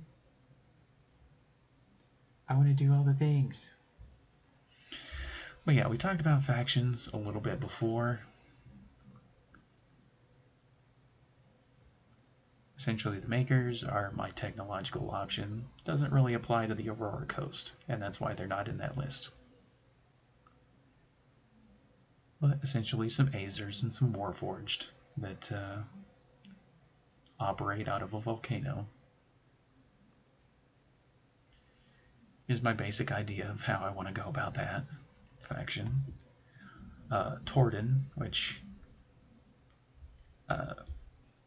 if you've read my Goblinoid file, you pretty much already know everything you need to know about Torden. It's essentially how I tie Goblinoids and Draconics together. Evil, not evil, Torten. They're not actually evil. They're more of an independent faction in this part of the world. Even though they are a little aggressive. Well, not aggressive. What is the right word I'm trying to think of?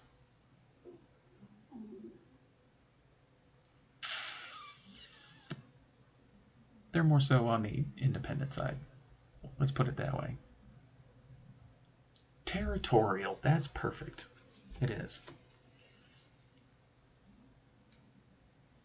That's a perfect word for it. They are very territorial. Because they protect the Hellegrun. And if you don't know what Hellegrun is, it means holy land, or holy ground. Holy ground. So yeah, very territorial. And they don't let anybody mess with it. The Frostborn Jotun is essentially my way of utilizing giants in this part of the world.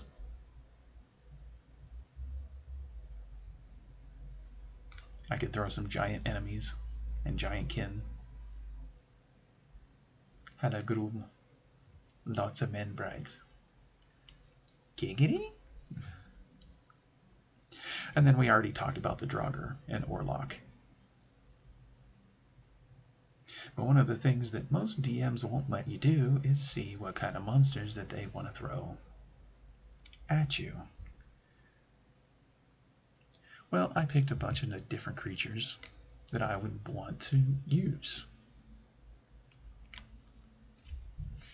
The first one being giantkin. Giants, giantkin, etc. I don't have a name for a leader yet. Essentially, the next one is frost hags. And essentially, you don't have to get, crazy elaborate with their motivation.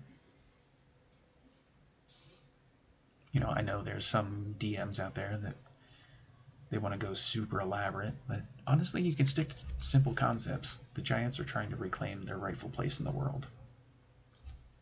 Simple concept. You don't have to go, Mercer level of intricate. It can be that simple.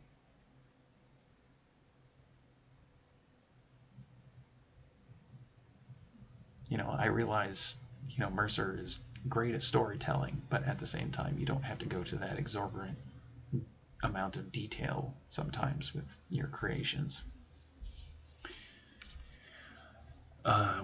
Which is the coven, the witch covens of the Black Ice. And there's a couple of names there. I might change them around, but that's kind of what I thought about. Essentially, in Volo's Guide, they have a section on hags, and there's one that is the Frost Hag. I think it's Buer. I think it's a Buer hag, but that's a little harder to say. The Burr hag. I don't know. I didn't spend too much time. I just called them Frost hags and leave it at that.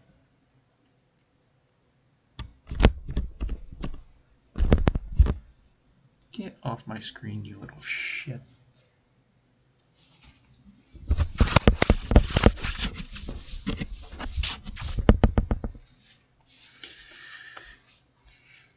And essentially all they're trying to do is just extend their corrupting presence. Very simple goal. Very simple motivation for them. Boom. Orlok, we've already talked about. I can throw any kind of undead at my players because of this creature. And essentially, I would take the stats for a Death Knight and just re-articulate it to be Nordic themed instead of the traditional medieval style of Death Knight. And boom.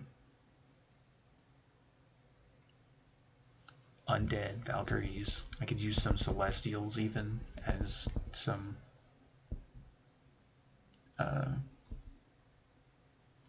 some fallen celestials, fallen angels, etc.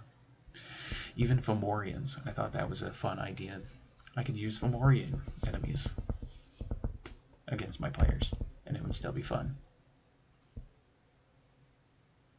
Oh, and I guess, you know, with as far as like the witch covens go, they could essentially use whatever kind of creatures.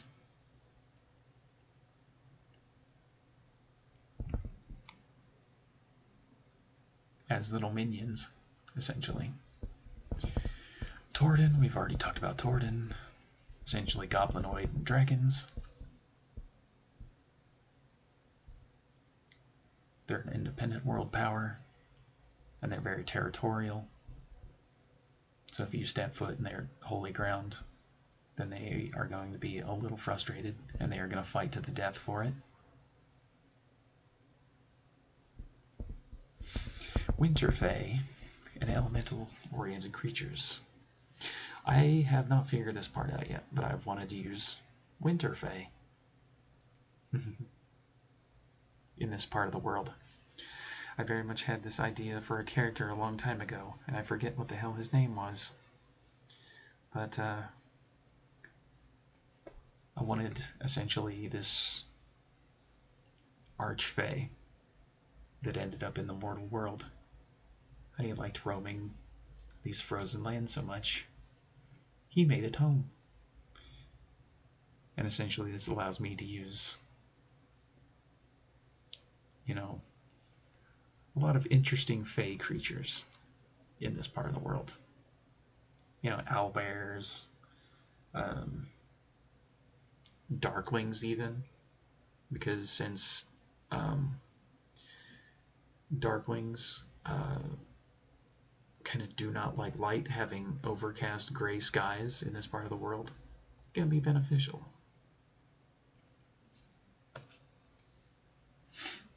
Ew, chilly Fae, hardest Fae to hug. Possibly. And once I find his name, I can actually put that into my notes. He's just a natural guardian. He's an Archfey that takes orders from the King of the Winter Fae.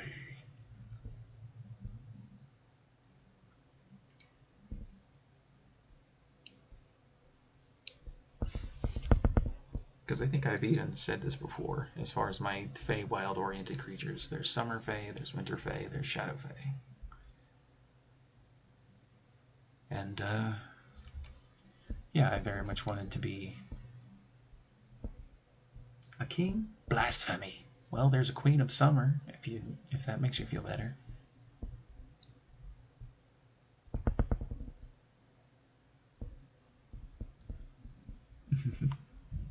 And then the Shadow Fae don't actually have any kind of rulership.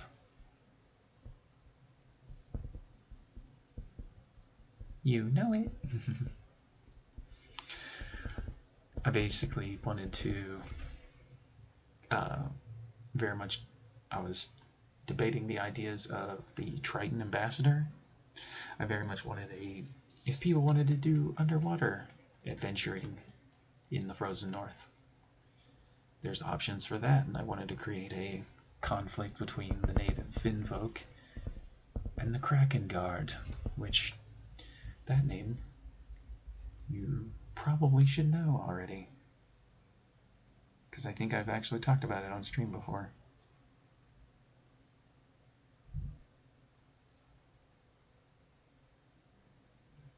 Because the Kraken Guard actually encompass a couple of different places in my campaign setting.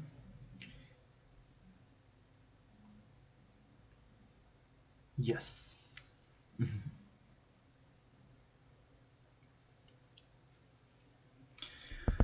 I haven't fully fleshed that out yet, but I've been busy trying to juggle things in real life.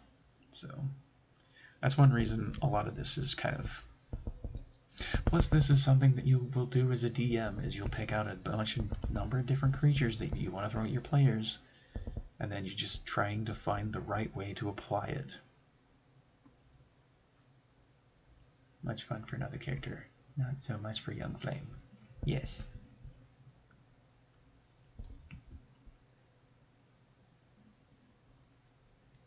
Or you could just cast Ode Luke's Resilient Sphere on yourself and go deep sea diving in a bubble. Just use the spell as a bathysphere.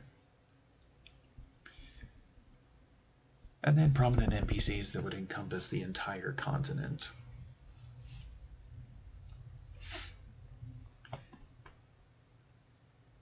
You already know about Artori. Brunhilde is just a random idea that I had. And then Tolarin is essentially the more important one of the three so far. And I guess I have to lore dump now, because Sagittarian and the Centaurians that they descend, or yeah. I read that Stormhole and had to giggity giggle. Stormhole! That's a different kind of spell.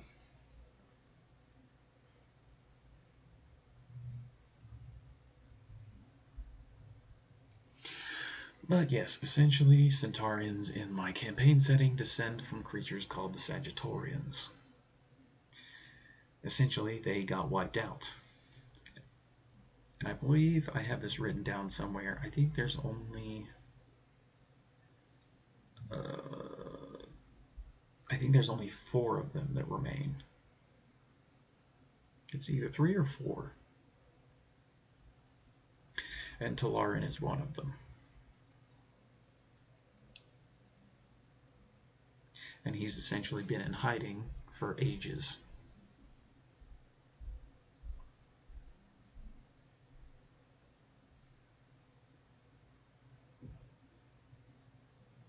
Because there's this entire Centaurian history that I could talk about, but we only have like 5 minutes left of the stream before I'm gonna go get some food, and then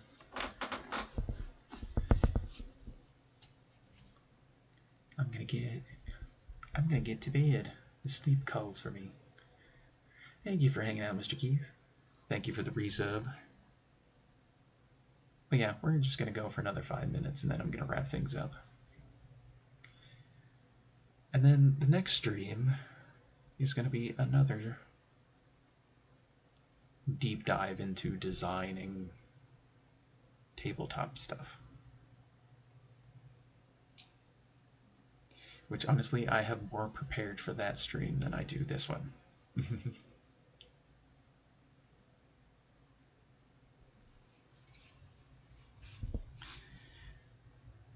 Good night, Mr. Keith.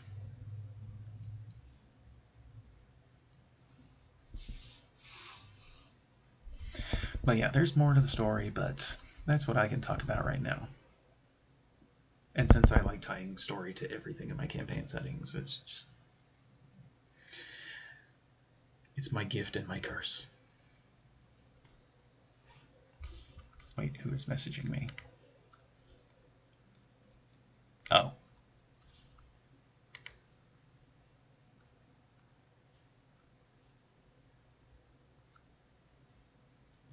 Wait, solo streaming.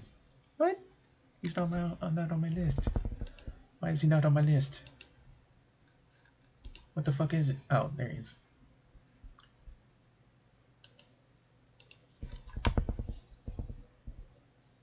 I was about to be real angry.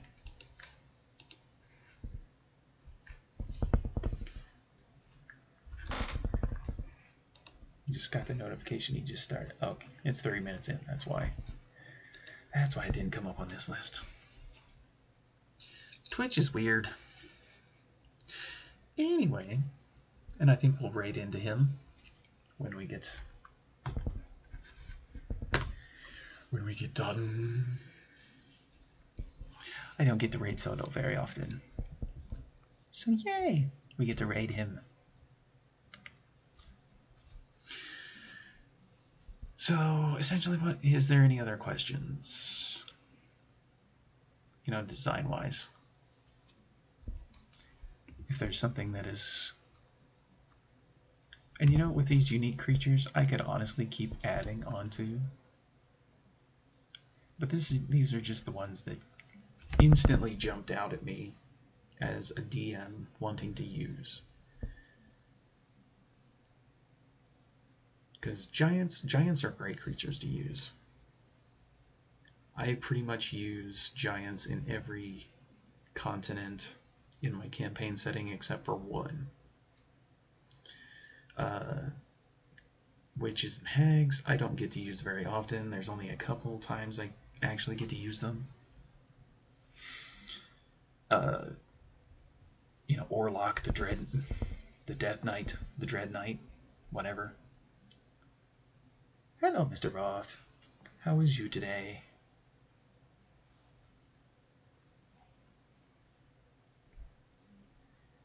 It's not often that players survive long enough to actually go toe-to-toe with a Death Knight.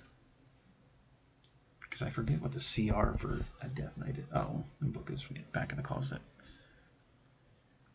But, being able to use a Death Knight style creature is something you don't get to use very often. My Goblinoids, I pretty much use them everywhere.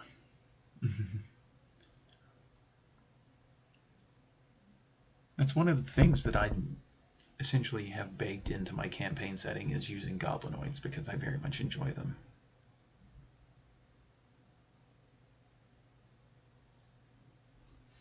And then combining them with Draconics is its own extra little added flavor.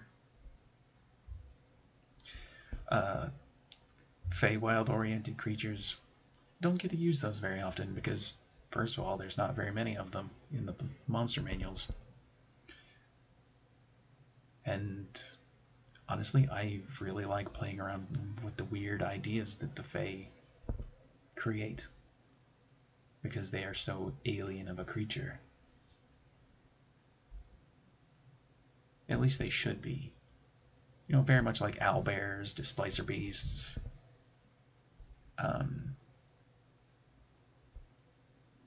etc., etc., all the crazy combination of creatures. You don't really get to use those very often, so I always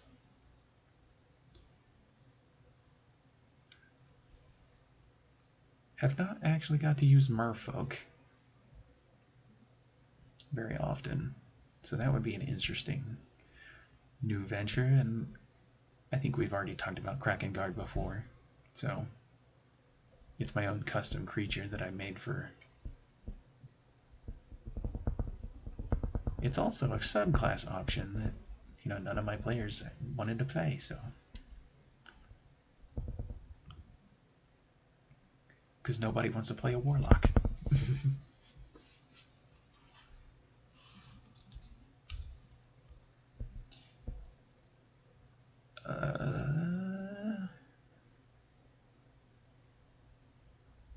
Yeah, and this is very bare bones at the moment, but eventually I will fill in all of this with greater and greater detail.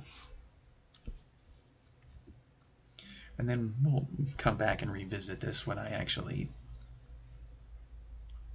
fill all this stuff in. But this is essentially the base level stuff that a DM can delve into when they're creating their games and designing.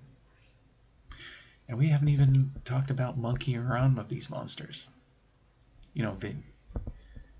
Description-wise we have, but mechanically we haven't. So maybe I'll throw some of that together, and that'll be part of the start of the next stream. Actually, we didn't talk about monsters before, because I showed off the monster stat block. So yeah, I think we already did all that.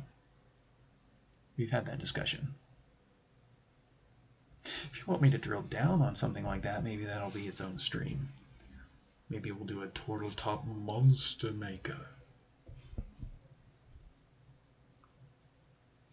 And I'll sit and I'll make a creature for you guys.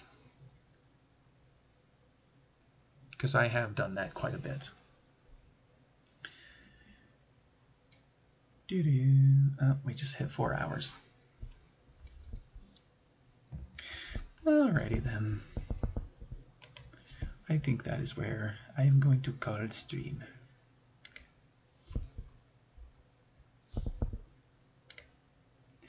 Because there's a lot more noodly stuff we could get into, but I feel like that's going to drag the conversation on far too long.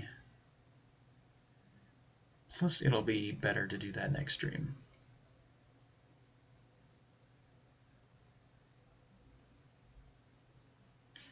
Because in the next stream, I'm actually going to talk about designing things for different campaign settings. Well, not campaign settings. I mentioned Middle-earth earlier. I mentioned Star Wars earlier. I mentioned... I'm actually going to show off next stream how to create games for existing franchises. Because I have done it. I've made 3 different Middle-earth games. I've made 2 different Star Wars games.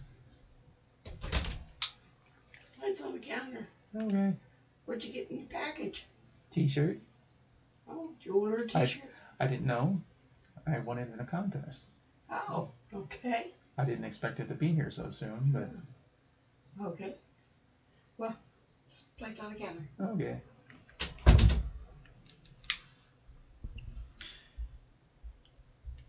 But yeah, I've created 3 different tabletop games based in Middle-earth. I've created 2 in Star Wars. I've created a vampire game from scratch. Well, half scratch, half my own adaptation of Vampires Dark Ages. There's a sci-fi game that I've created. There's a lot of shit that I've made. And that's what we're going to do next stream. Just to give you a heads up on that. Oh.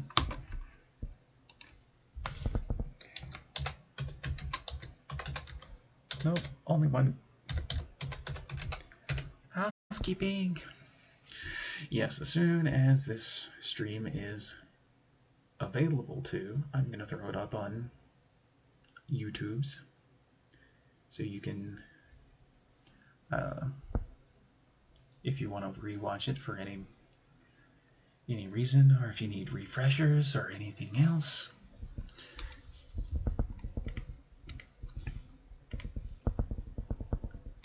We're getting to that part.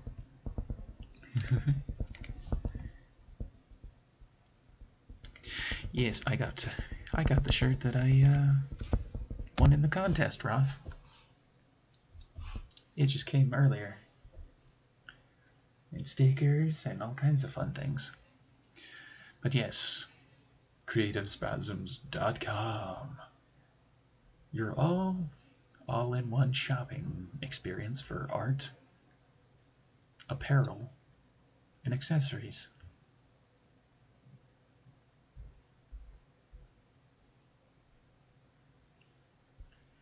I won the giveaway, and I just got my shirt today, which, what was that, just 2 days ago, I think. So that was fast shipping. I can watch the TuTube on TV and actually see the text and hear you. Hooray! I'm sad I missed the giveaway. Stupid work. Yeah, eventually we'll have to get you one.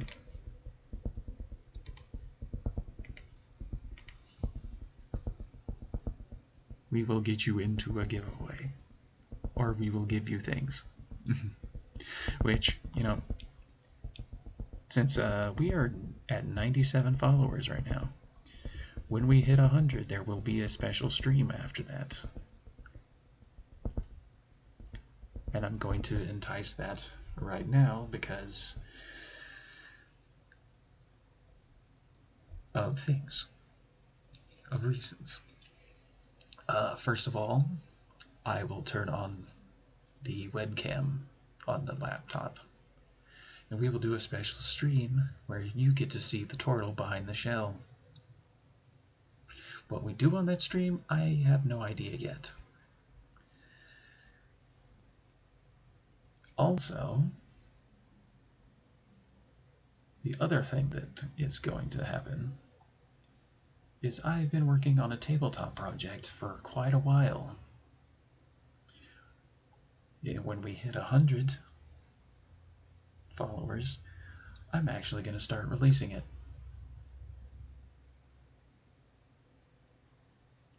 That will be the stroking of the bell, giggity, for the release. So there is a tabletop project that is going to be released.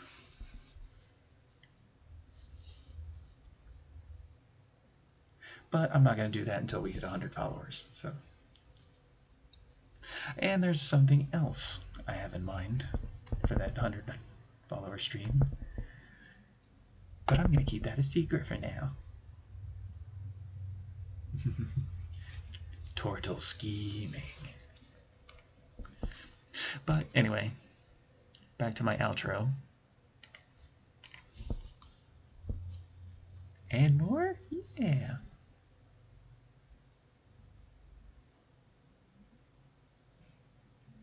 Josh rules! Yay! Now we have a new command. Nope, I wanted to paste there. Thank you. Boop. Also, my mod and good friend Rarth also has his little Etsy shop set up. Yeah.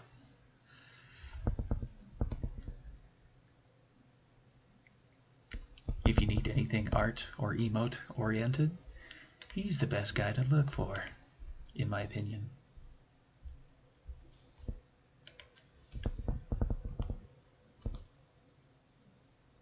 Well, if Faye had a shop, I'd be able to shout her out too, but she doesn't have a shop, so.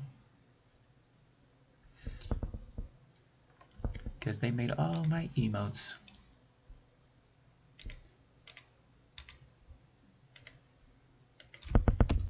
Boop. Until Faye makes her shop and releases her Intrepid adventure book.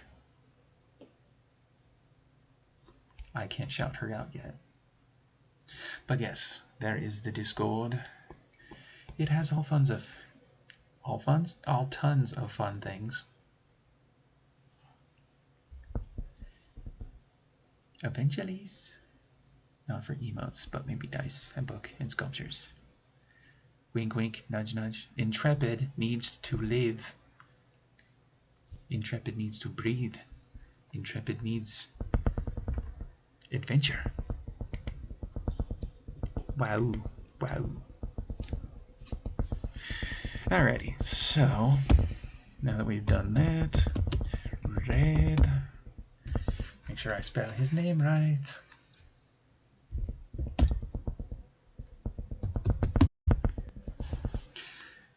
A publisher, wow, wow. We'll self-publish, it's fine. You just need to write the books and do the art and make wahoo noises.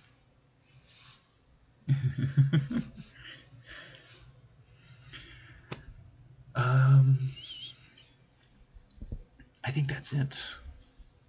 What is today? Thursday. Thursday. I don't know what I'm doing tomorrow. Or wait, no. I know what I'm doing tomorrow. Shit. And then Saturday, I think Fight Night is still on, but I don't know. Sunday, I think we're going to try and wrap up Shadowrun Returns. And then we'll figure out what else to do after that. Because I was thinking about doing Give Us, but it might be past spooky season. We might have to wait till next year to do spooky game. But we'll figure something out. I have a couple of thoughts, but we will figure it out. Anyway, we're gonna go raid into solo. Monday spoopy stream. I don't know what if I'm going to be available next Monday. We'll see, but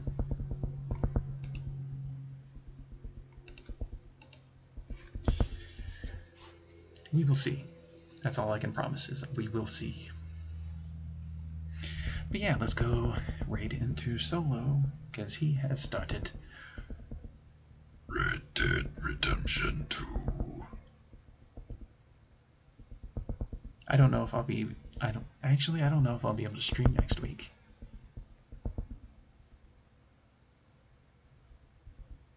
Shit, I need to figure that out. If I can stream next week, we will come back and we will do Design Stream 2. Otherwise, I will see you the next time I see you.